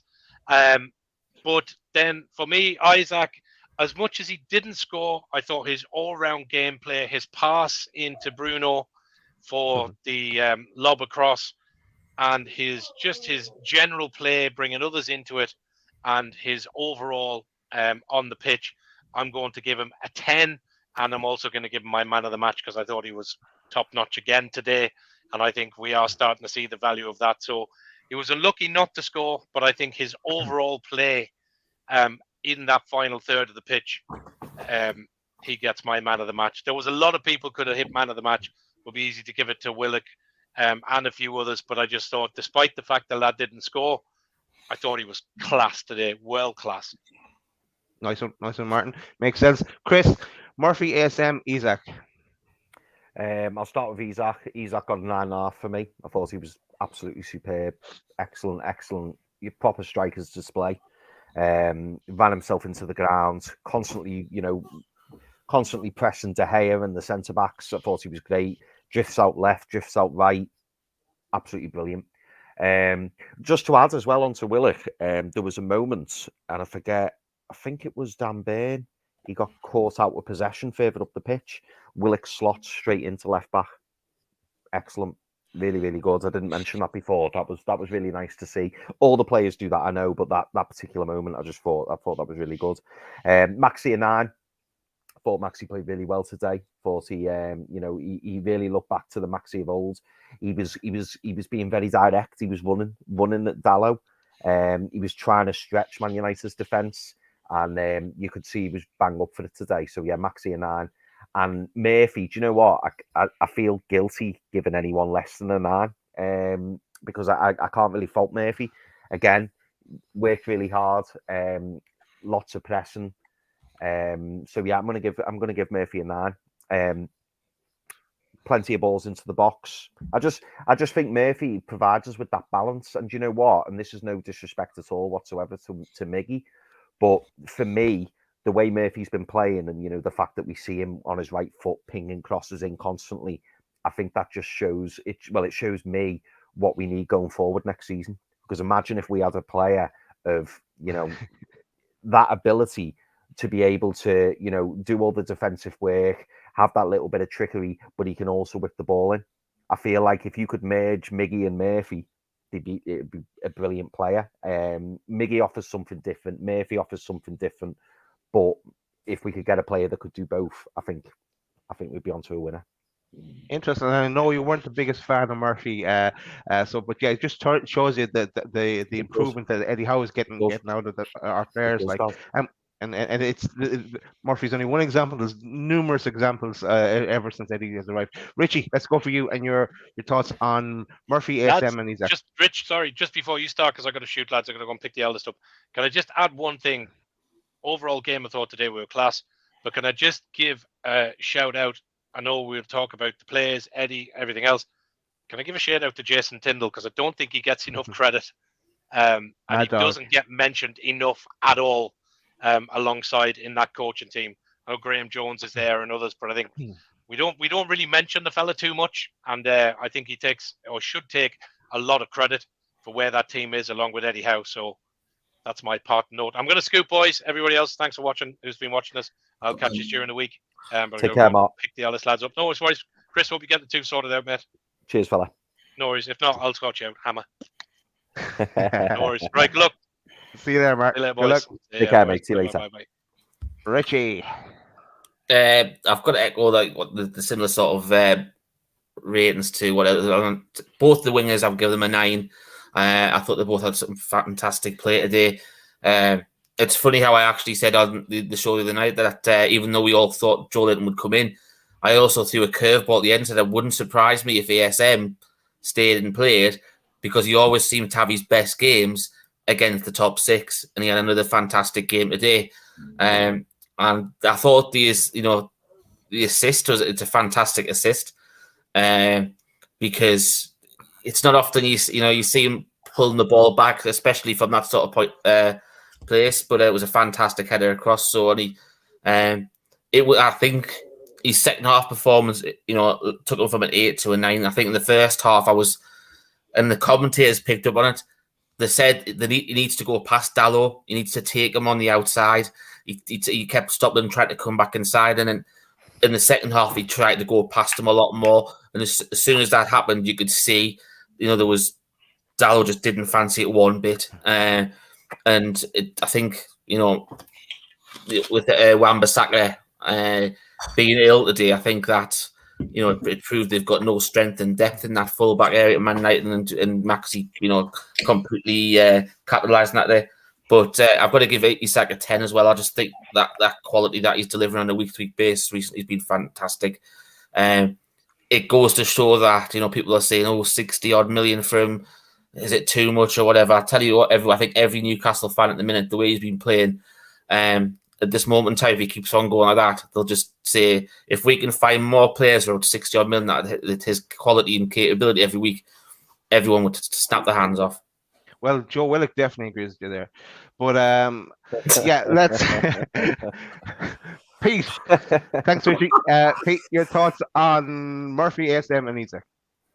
Murphy, for me, gets a 10. I thought he was outstanding today. I'm loving what he's producing at the moment. I'm really enjoying his performances. I think he was brilliant. I was actually, again, I was disappointed, like I was against Forest, that he got took off, because I thought he's doing the business. He's going up against an international left back and actually leaving him for dead time and time again. For me, he is doing exactly what he should be doing. So I'll give him a 10. I thought Murphy was outstanding today. I thought it was really, really good for me. Just like Willock, I think you can't drop him. He has to play. He's one of the names on the tee sheet that you go straight for, because he is the example of, if you work hard enough and you do the right things, you will get rewarded for it. We all had him out of the team. We said it last week. We all had him out of the team. We all wanted him sold. His contract's too long. Blah blah blah blah. But you've got someone that's got a family that are from the area, that he is passionate and supports the club. He gives everything for the club. I look at that reaction when he got subbed off, and he's saying to I can't remember the guy that he gets subbed off for, but he's saying to him, and he's like, come on. He's going, come on. He's literally, he's G'ing him up. He's getting him up for the game. Might have even been Gordon, yeah. But he was going mad, and he's saying, come on, we need to go. The passion, the love, that he has for this club and what it means to him, to get someone like Jacob Murphy to perform to a level that he's playing regularly in a team that's fighting for the top 4. No one would have ever had that. That's a book that's never been written. And he is proving that those type of dreams can become reality. And I love it. I love it when players prove people wrong. Just like Wilson proved me wrong coming off the bench and scoring goals, Murphy's proved me wrong because he's putting top quality performances in. I mentioned on a Man United podcast on Friday, I said he's given me Keith Gillespie vibes, because what he's doing is keeping it very, very simple to his game. You get the ball, you take on your man, you whip it into the box. It's 1990s winger play. You go to any 1990s winger, like to Keith Gillespie, like to Andre Kanchelskis, those classic wingers that just got the ball and just ran at their fullback, whipped the ball in. That's what he's doing. But he's getting results from it. He's being successful on the back of it. And you cannot knock that. You cannot knock it whatsoever. For me, he was a 10 today. He was brilliant. Outstanding. Alexander Isak, 10. A perfect, complete striker's performance. Outstanding again. All that was missing with the goal, if he'd have got the goal, he'd have got 11 or a 12. He'd have got man of the match for me. The reason why he didn't get man of the match.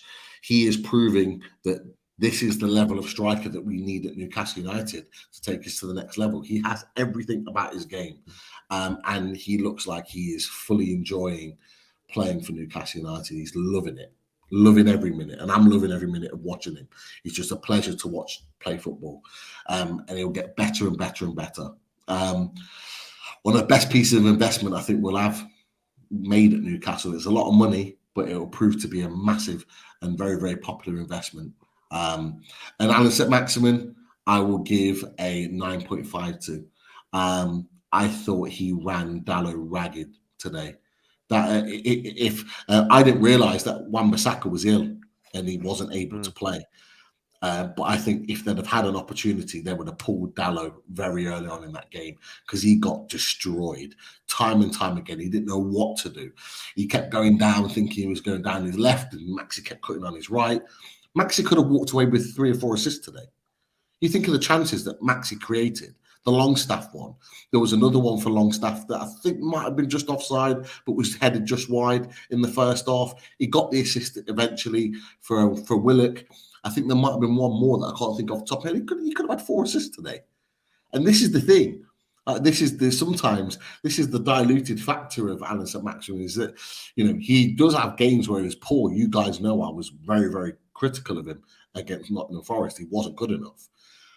But there are games where his performances do deserve assists with the chances he creates, and sometimes he just doesn't get it. And he was very, very good. Very, very good. So 9.5 for me today. Excellent. And you know what? An inspired decision by Eddie Howe. Eddie Howe deserves a lot of credit for that, because we would have been more than comfortable with having Joe Linton start on that left-hand side. I certainly was. But he puts Alan St-Maximin in the team, and he goes, you know what? I'm going to prove people wrong. And he did today. Fair play to him. Does that answer the question that people were having about Maxi when he came off for half time? And people were saying, is it because of his performance? Yeah. Is it because of his slight, injury or niggle? I think it does. Like, I wasn't sure. I didn't know anything about that until after the game. So I was slating him at Forest, saying, he hasn't done anything. What's the point of him being on the pitch? He needs to be sold. He needs to be subbed at half time. People in the away end were saying they need to be sold. But you go and put a performance in like that after 2 weeks rest, and Eddie Howe talks about hamstring strain. It makes sense why he didn't play that well against Forest, why he was limited in his ability. He wasn't limited today. He destroyed their side time and time again. Brilliant. Cool. Right, before we take a look at the table, Chris, I think you wanted to ask a question. Yes. So you'll remember, anybody who watched Away Days with Dan, the Man United fan, we said that if Newcastle were to win today, that we would do a members giveaway. And true to our word, we are going to. So Richie has kindly found an interesting question. So what we're going to do, Rich, I'll read the question out, And if you can just keep an eye on the chat, mate, and just let us know the first member who gets the question right, and then we can announce the winner. So this week's members' question is, Callum Wilson scored his 8th goal of the season today. What does that take his total tally to in a Toon shirt?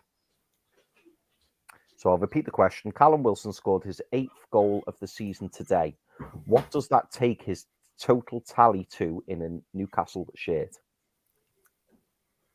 Right. While everyone is thinking of that one, and this is not a quiz again, let's look at the league table. Here's a little snapshot, sneak preview. We're looking pretty up in third spot, but let's look at the proper table. How do you like that?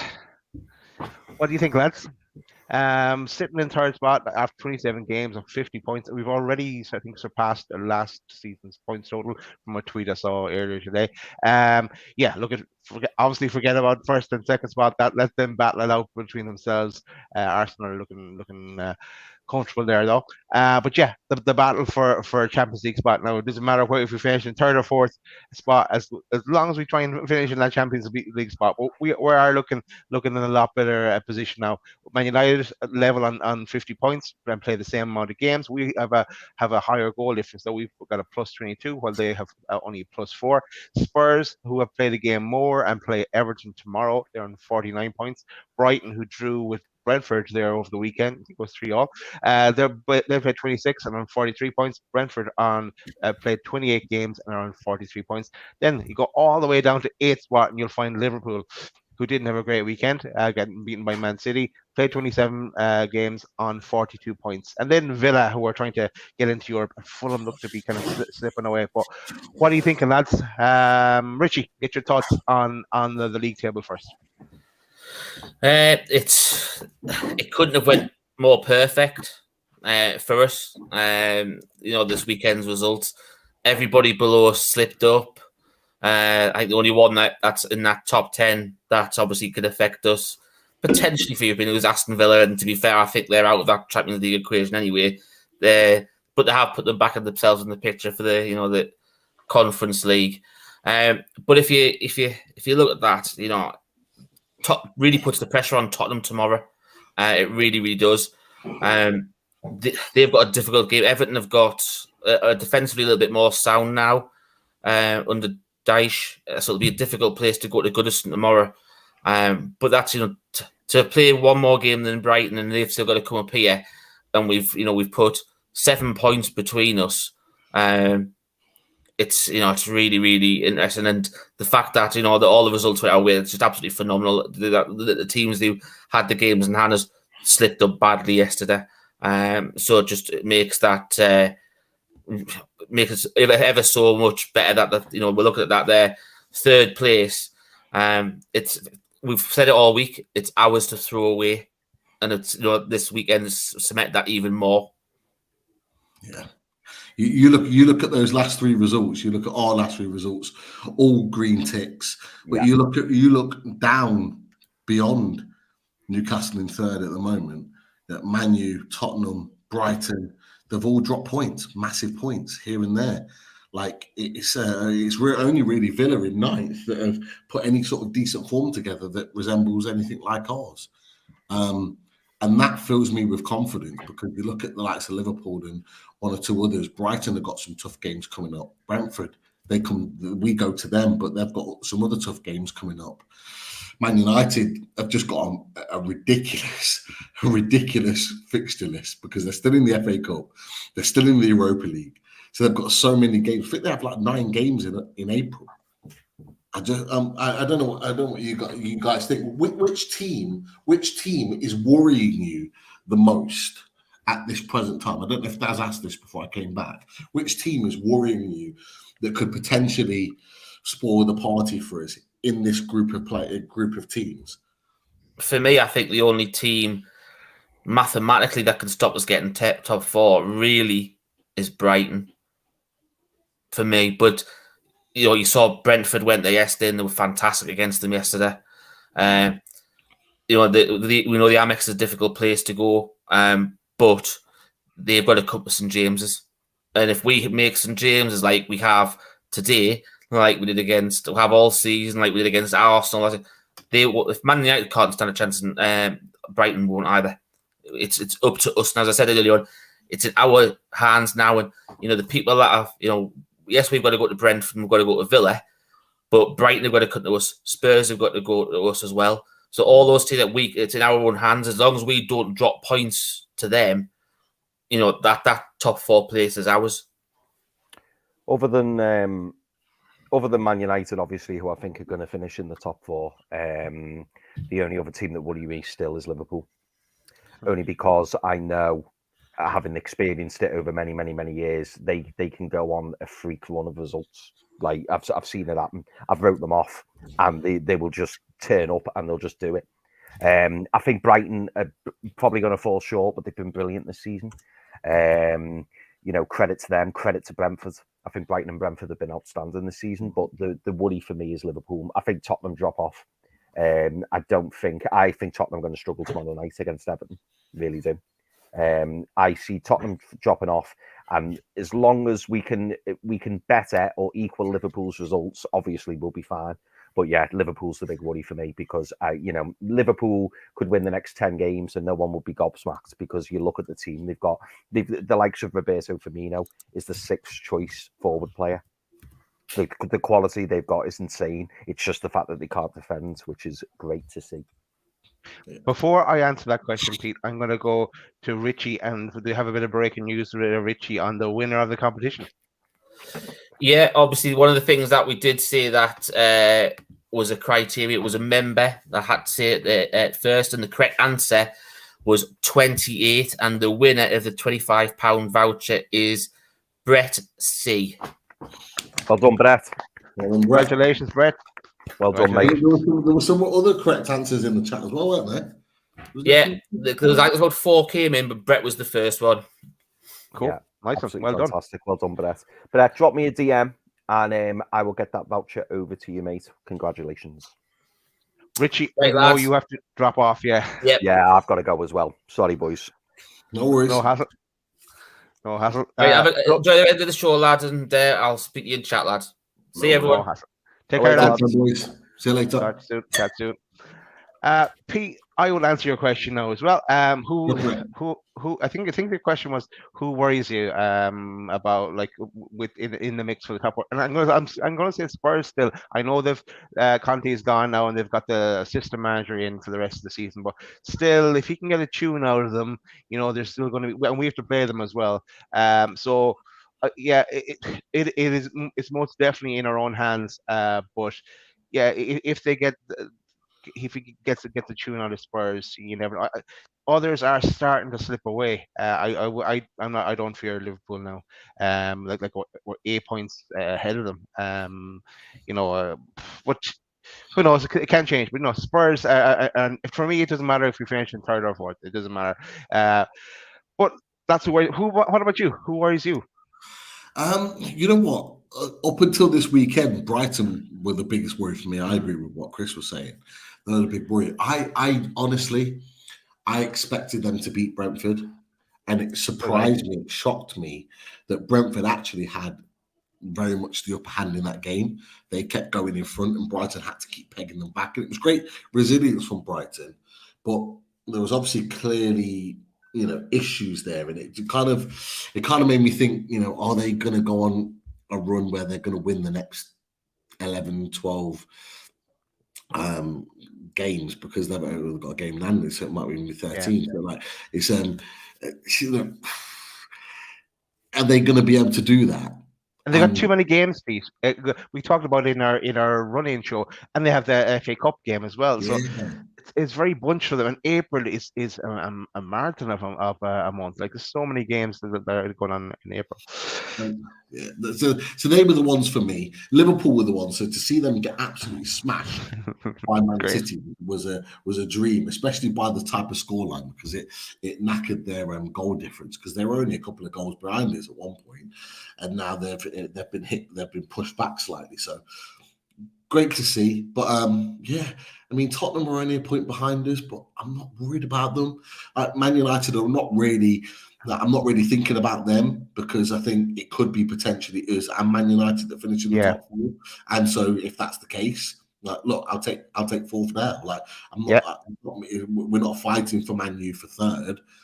I'd take third or fourth. Like, give me either. Like, and we'll be quite on our way. But yeah, Tottenham, not really convinced about.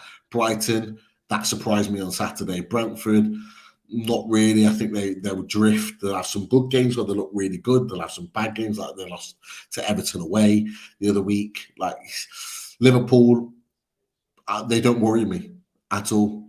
I just think they're so broken at the moment. I just think that they're going to continue to have poor performance. I think their next 2 games are what, Chelsea and Arsenal. Like, I don't know. Yeah, I think I don't know which order it is, but I think Chelsea and Arsenal are their next 2 games. Oh, for Liverpool. Yeah, for Liverpool. Yes, that's right. Yeah. So if we get points, if we win, say for example, we win at West Ham on Wednesday and Brentford on Saturday, it could be a non-factor. Liverpool might well be a non-factor by then. The dream for me, Pete, is we're over at the end of April for the Southampton game, and we know we're that result would clinch us for us. But let's see. Oh, that would be so. It's going to be some party already, but that would be the icing on the cake. Pete, let's look at some questions because there's a few things Richie has highlighted here. I'll go through them. I'll read them as they come up on screen. First one from Scott is Joe Willock needs to be in the England squad. He's been unreal. Don't tell me he's not playing better than Jordan Henderson or Conor Gallagher. I agree with that. Conor Gallagher, he's getting some games. I did see him playing there for Chelsea the weekend, and the Mudryk miss as well. But Joe Willock deserves a shot. I've only seen half that interview on Sky because I was grabbing pictures and getting things ready for the show here. But I have to watch that back. But I think we've agreed with that as well as we talked with. Definitely. Okay. It's Conor Gallagher might be getting games for Chelsea, but neither him or the club are playing well. So it means nothing really. Yeah. One from Lisa. How well did we control Rashford, by the way? He was a threat. Yeah, he was very quiet all game. There was that danger when we went 1-0 up that, okay, this is where Rashford will come back into it now. But no, it didn't happen. Definitely. It didn't happen. Let's go for this one from Mike Gent. Question for the lads. Would you like to see Maxi stay on, especially if we get Champions League football? He can flourish on this stage. I would. I think we're asking the wrong 2 people there because but I would love to see Maxi stay. And look, if Eddie Howe can get that level of performance out of him, it's all about consistency though. And then it can lead to then he gets an injury and he's out for a number of time and whatnot. And then it takes him a while to get back up to the consistency again. That's the problem. But we're going to need a bigger squad next year.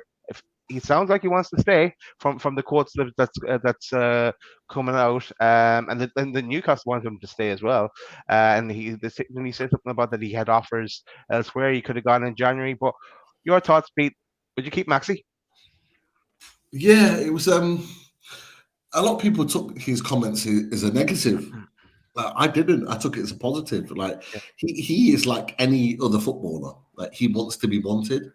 And as long as the club and as long as the manager and as long as the players around him want him to be at the club and they enjoy being around him and they want him to stay, he's more than happy to stay. He loves Newcastle. You saw his reaction with him and Willock, holding the badge. He was the first one kissing the badge to the Gallagher. He knows what it means to play for Newcastle United. He's shown that since the day he first came to this club. That is a non-factor. But do I see him staying at Newcastle? It depends on a number of things. It depends on, is he going to be happy potentially playing a bench role next season or a similar role that he's played to this season? Because if he's not consistent enough, he will find himself in this position where he's in and he's out, he's in and he's out. Is he going to be happy playing that? Maybe he will be playing in Europe. He'll get more minutes. But he'll have suitors in the summer window, and it's whether Newcastle turn around and go, you know what, it might be best for you to move on. And if they say that to him, he will move on. Would I be happy with him staying? I've got no issue with him staying, providing that he's fit and he's playing week in, week out. I've got no issue with it whatsoever. But I do believe that we will get another attacking forward, whether it's on the right or on the left, or can play both. So he's going to have competition. It will be very competitive in there. So he's going to have to step up or step aside. It's one of those things. So a good performance today. Needs to back it up on Wednesday with another good performance. And he does normally like to play at West Ham. So hopefully he can put in another top performance. I don't know about you guys in the chat, and I don't know if you watched the game, Daz, West Ham against Southampton. West Ham won. I don't think they were great at all. I thought they were shaky at times. They were very, very lucky to get that win. And they looked nervous. And you look at the way we play today, they're going to be absolutely crapping it with us going there on Wednesday night. Yeah, I only saw bits of it because this is myself and the little fella today, and I just thought maybe 4 hours of football might be a bit too much for 2 hours, so it was just enough. But yeah, it'll be interesting one here from Michael Palmer. 400 likes, and you can pick a loaded lad to clean your house in any outfit of your choosing. Well, Richie highlighted this, so we're nominating Richie to do this if we get 400 likes. So hit that like button, and Richie will come to your house and see it in whatever outfit you choose. Interesting, and I hope that comes true. Right, let's move on. There's a question. Yeah, go on here from Mike Gent. He says, I think Wilson will start on Wednesday. Would you start Wilson on Wednesday, or would you go with Isak, Pete? Nah, well, I'd go with Isak. We're chasing every point we can possibly get. So at this moment in time, we need to be getting points on the board. We've got 3 points today, a massive 3 points, but we can't enjoy this too long because we need to go Wednesday and win again. This means nothing if we don't go and beat West Ham that are 14th in the table, that were third from bottom before the beginning of play today. Like we should, by all means, with the way we're playing, we should go there and create lots of chances and score goals. So we should be well within a chance of winning. But you're only going to do that with your best players on the pitch. And for me, Alexander Isak now is our starter. This is why I think they brought him off. They were going to bring him off earlier, but then we really pressed them high. We ended up getting the goal, so they kept him on a little bit longer, but he was shattered by the end. Then brought him off to rest him to make sure he's ready for Wednesday. He should start for me. He has to start because I think he will destroy West Ham's defensive line if he plays. So hopefully. Coming up, we'll tell you what's happening tomorrow as well. One to keep an eye out for loaded. You're not going to miss that one. Yes, there's a clue in that comments there, but we'll get to it at the end. Right, yeah, I'm with you. I'd start Isak as well, definitely. And it's great to see that Wilson can do a job now coming off the bench, and that for me is good enough to keep him for next year. If he's happy to do that and come off the bench and try and start, he would start some games as well. But yeah, he has a future with us then for sure. Where was I going to go next? This one. Yeah, so Michael Palmer. Shout out to Keith. Says Stato, Double O Stato. He called the result in the way they show, and I quote: Newcastle would either win the game, draw it, or perhaps even lose it. The guy is a new mystic, Meg. Love it. Thanks, Michael, for that one. Right, and next up is, this is the one I wanted to go to. Question for Pete. You can sign James Maddison for 50 to 60 million, and Leicester are manager list now at the moment, or you go for two players, Kefren Turam or Elise, similar amount of money. What do you have in there? James Maddison. I thought that would be the answer. But James Maddison, he will add so much to this team. He will make us a different type of team because he's not all action, running, pressing, all that sort of stuff. We'll develop that into his game, no doubt. But for me, James Maddison will add that killer instinct, that delivery, that free kick specialism, that creative pass that we love Bruno for. He can do that too. And he would just open up more chances and more abilities to score goals. Like I watched him at Palace when Leicester played Palace on Saturday. He looked frustrated as hell because he's making movements and he's getting the ball and he's looking for balls and little passes in, that their players have just got no idea what to do and where to move. And he looks so frustrated, like he just needs to move. He's ready to move now. And like Martin, but I think put in the chat earlier on today because of the links with Rodgers moving and being sacked and thinking that it may be that it affects Madison moving club. Nah, Rodgers going doesn't affect Madison moving club. He will still leave Leicester this season. At the end of this season, no doubt about it. It's just a case of who he goes to. Yeah. And Rano's going, Madison not coming to Newcastle. He may well not, but he will certainly leave the club. But if I'm looking at a type of player that I would want at Newcastle United, that's going to affect us and be more creative, certainly if we're playing in Europe and the Premier League, Madison's the guy because his stats prove it season upon season.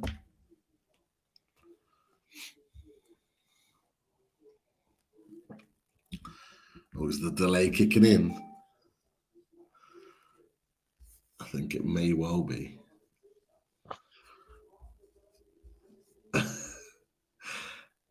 Right. Let's move on. Let's go to long hair. It is.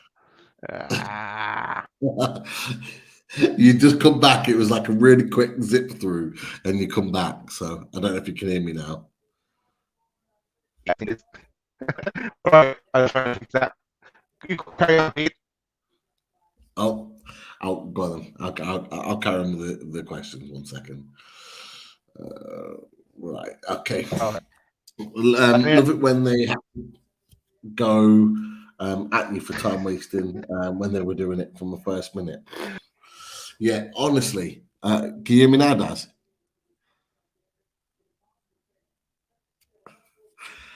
I think you might be there. Daz. But the time wasting from Man United, they did that on purpose. I think Daz will be back in a second. They did that on purpose. They like. I don't know if you guys and girls in the chat, if you'd seen or heard Ten Hag's comments before the game. He made a point, and he did it in the cup final as well, of making a point about our time wasting and the fact that we take long with making decisions and moving the ball. They went out of their way to do exactly the same, and they almost tried to annoy or piss off the fan base. But by doing that, it almost, and anyone in the chat that was there, I know Lisa was at the game today, anyone at the chat will probably agree with this, or maybe not. I felt that when they were time wasting, it almost G'd up the fan base, and it made us more reactive, and it made us more supportive behind the players because they were trying to take the mick. But what I loved more than anything after that is that when we went 2-0 up, we started doing the same, slowing everything down, taking our time, corners, free kicks, throw-ins, and just slowing everything down. It was almost like a 2 fingers up to Eric Ten Hag, the little whiny, moany little so-and-so. I'm not going to repeat what I was saying earlier on Twitter, but yeah, he's an absolute clown. So yeah, I loved it when we got it back, when we got them back off the back of that one. Scoring the keeper has to be different to outfield. Keeper should start with 10 and be marked down. Yeah, well, look, David, I think that's a fair point. But I just think marking a keeper down for not being busy, it's one of those things that if you're marking your players up like 9s, 8s for having a fantastic game and putting on a really good performance, but then you're marking a keeper down as a 6 because he's had nothing to do. For me, I think the keeper is part of the defensive line, and if he's been able to keep things ticking over from a solid defensive line, like the likes of Botman and Shaw, here he is, he's back, like the likes of Botman and Shaw have been doing. I just think it's only fair to reward the keeper with positive points off the back of that, because he's played a huge part You know, whether it's clearances, whether it's collecting the ball, whether it's distribution on the back of getting that clean sheet, a very valuable clean sheet, by the way. Dad, I'm just talking about David Smart's comments. Scoring the keeper has to be different to outfield. Keepers should start with a 10 and be marked down. What are your thoughts on that? Well, like, look, today, as I was saying to my little boy when we were watching the game, that you could have given everyone a 10 today. You know, everyone was absolutely class. You know, but we're trying to give individual ratings, and I get what David is saying there, but Pope didn't have an awful lot to do. There's other games where Pope will be peppered with shots and making saves left, right, and center, and he'll be the man of the match and get a 10. But yeah, and the other thing with ratings, it's everyone has their own opinion. Everyone will have a different opinion, and we could watch the game back again and give different ratings from a second watch. You can see other things in the game that you haven't picked up on before. If you look at everyone's ratings from all the journalist ratings, they're all different. Like, some will go low, some will go very high. Everyone is different. You just have your own level. You can only really judge someone's ratings from their previous ratings. So if you look back at all our other ratings, you'll see there's a bit of consistency with them. I think, like Richie will never give a 0.5. He said he's never going to do that, or else he's going to get a tattoo. I think that's what he said. So I'm still trying to get him to do that mistakenly. But yeah, and I know Pete, you always go high when we do really well, and you go low if we have a really low, if people have a shocker. Like, isn't that reality though? Yeah. When we played class and we were outstanding today, I don't know if I might have gave Pope an 8.5. That might be the lowest rating. I don't think I gave anyone lower than a 9, because I just thought everyone was fucking class today. They were. And they deserve it. And look, we know when we've been poor. I think Bournemouth, for example, I think my ratings were low. Maybe with Man City, there were some ratings that were low because we didn't play well. We didn't really play well. So I don't know. But everyone's different. And this is why we love doing the review, because everyone's different. It makes it interesting. And again, the thing with the ratings part, you get to play along at home. Even if you're watching it back, you can play along. Oh, and you go, I wouldn't have given him that. Or I wouldn't have gone high or low. You know, it's a bit of fun.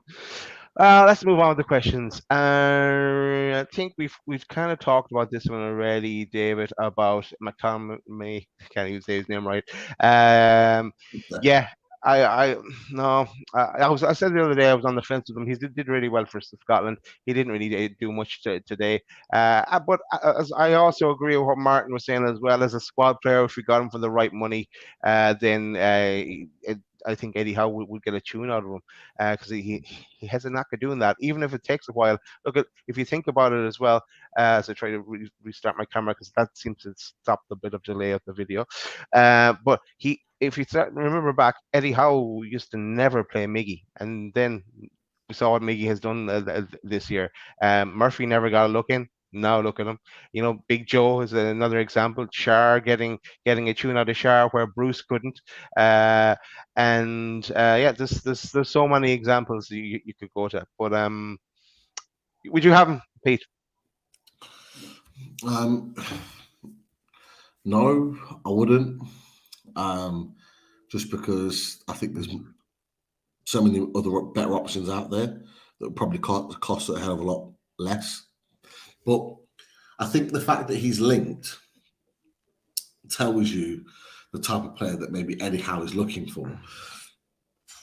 And it's not necessarily the type of player, but it's basically he's looking for British-based players. Whether people agree or disagree with that, I don't know. I think he'll only go into the European market when he feels he has to.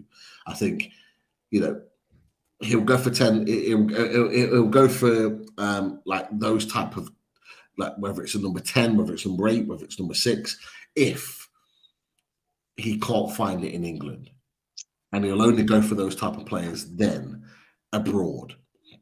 I think Bruno Gomes was kind of almost forced on him because it's a player that we'd been watching before he came to the club, and so he went with it. And I think it speaks for itself.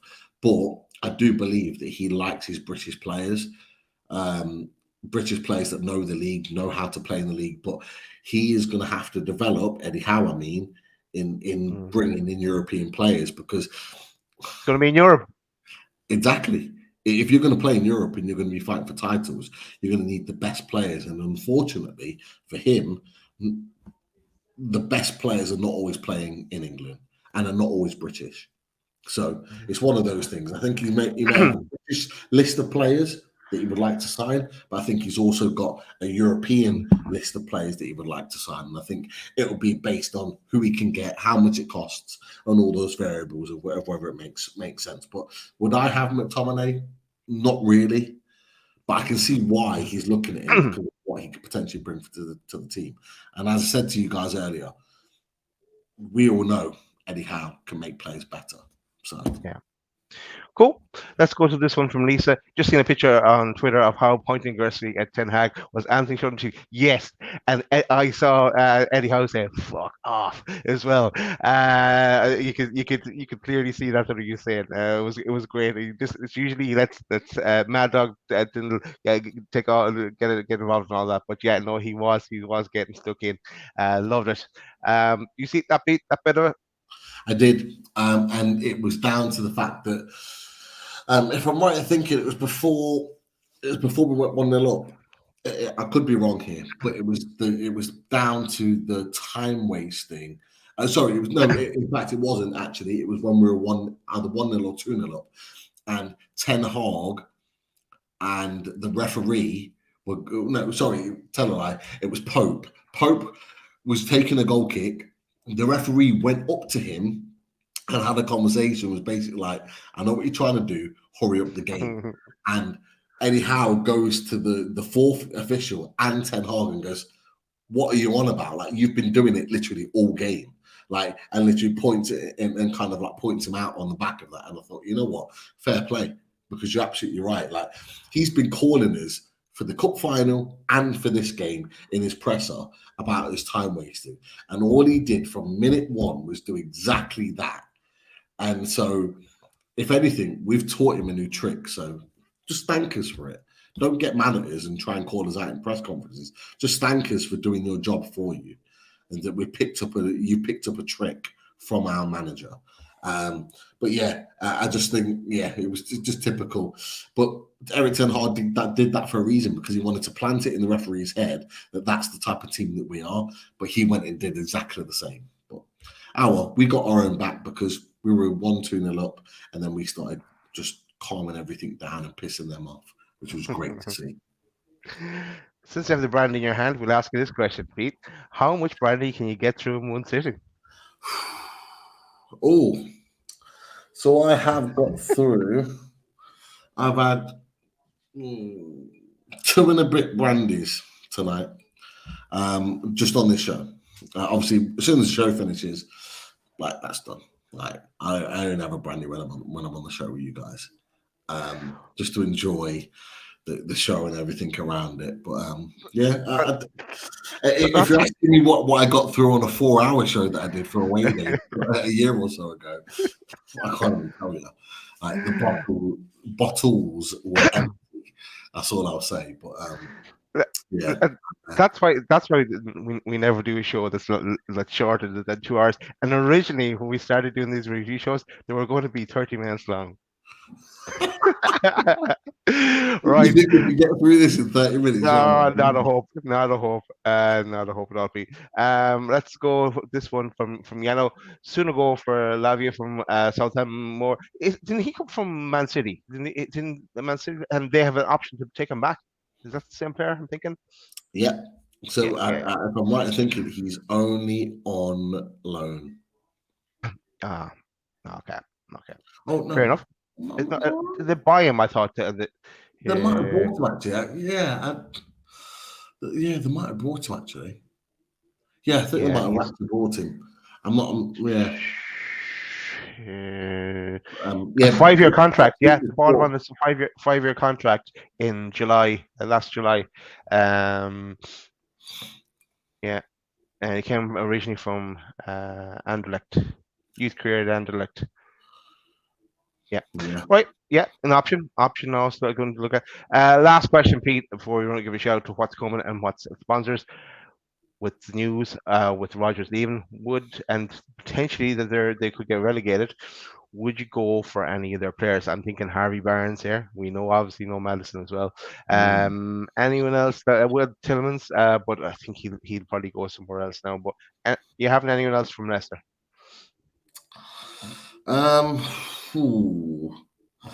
You know what? I would have maybe a year and a half ago said Wilfred Ndidi, because I thought him in midfield he would have been really good as our number 6, but he's just fallen off a cliff. He's fallen off the edge of a cliff in terms of his performances, and I've got no idea why. So yeah, I mean, we were close to signing Wilfred Ndidi when Leicester signed him for 10 million from a Belgian team, and I was gutted to lose out on him because I'd watched him a little bit and thought he was a top player, but last year or so, he's fallen off big time. So he would have been the only real alternative that I decided. I would have even thrown Patson Daka into that, because I was like, how have Leicester signed him when they picked him up? But he is just not adapted to English football at all. He's got some goals here and there, but not really. I mean, Janos just put Castagna in there. Castagna came with huge pedigree, but he just hasn't done the business. Yeah, he has been distinctly average at times, whether it's on the left or the right. Dewsbury Hall, not too bad, but it goes back to the point. I think we can attract better in Newcastle. But for me, it would be any one of those three. Harvey Barnes, Madison, Tielemans. I think one of those three make us better. If Eddie Howe sees something special in any of them, any of the others as well, we know that he can get the best out of them. But that is it on the question front. Let's give a shout out to the sponsors and tell you what's coming then. So shout out to RadiatorShed.com as we put ourselves in jail this time. So you know already what's available via Russ. Here's Russ. It's Callum Wilson getting them back on form again. But radiators of a variety of different colors, shades, whatever you're having yourself. Contact the radiatorshed.com and Russ will sort you out. Even mention Loaded and he will give you a discount. He was indicating that to me in an email. I have to get the full details of that. And he'll come in the Loaded van and then he'll install them for you as well via the store work. So get on to Russ. He will sort you out. He is a busy man these days. We don't even see him in the chat. He's so busy because he is up the walls with orders flying left, right, and center. So you know it's quality stuff.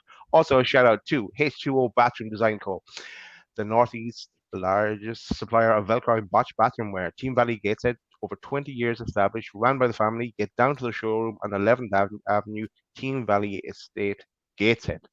So, you need to check out the get down to the showroom really, I suppose, and just see what the latest greatest is there. But what we have in the pictures here ain't bad, I'd say. So you need to go check that out. That's a shout out to our sponsors. And then what is coming next? So tomorrow, 7:30, a big one. What have we got, Pete? And in your best Geordie Jamaican accent, talk us through this one. I'm not doing the Jamaican accent, but I tell you what, the guy on the screen will, because he loves it. We have away days, an early edition of away days coming back, so we're straight into the next game because it's on Wednesday, and we are delighted to welcome back Dan Lawless from West Ham Fans TV. He'll be coming on to talk all things West Ham against Newcastle. I want to know what his feelings are actually about this game, because like I say, they weren't convincing today, so I want to know how he's feeling going into this game and how confident he might be. So it'll be a really, really good chat. Looking forward to getting into the game with him. Get your questions in. Come and join the chat. Get your questions in for all things West Ham and get your opinions in the chat as always. The chat is always superb for away days. So looking forward to talking to him about this. Starting at 7:30. So don't be late. We'll be cracking all things, like I say, Newcastle. And you know what? I've got to be honest, Daz. I can't wait for this game. I'm feeling confident again. Feeling confident. I really am. Yes. And tomorrow, the code name on this one is Stop Hammer time. Yeah. Right. Let's go with that one. That one should be a good one tomorrow with Dan. Oh, and actually, on screen, like he pisses everyone off. Off screen, he is the nicest guy. Actually, the show the other night. He spent an hour chatting to us, trying to help us out. The top lad, Dan Lawless. Right after that, then on Thursday we're going to have after the game on Wednesday we're going to have a reaction show on the Thursday. So keep an eye out for that. May chop and change the time, but it is up in the system already. I think. So yeah, that is coming up on Thursday. So a packed week ahead for us, Pete. Again, as always, unloaded. But great show tonight. Great to have all five of us on from the start. We didn't get to stay the full show, but that's a bonus that we got to all start together. But what a win!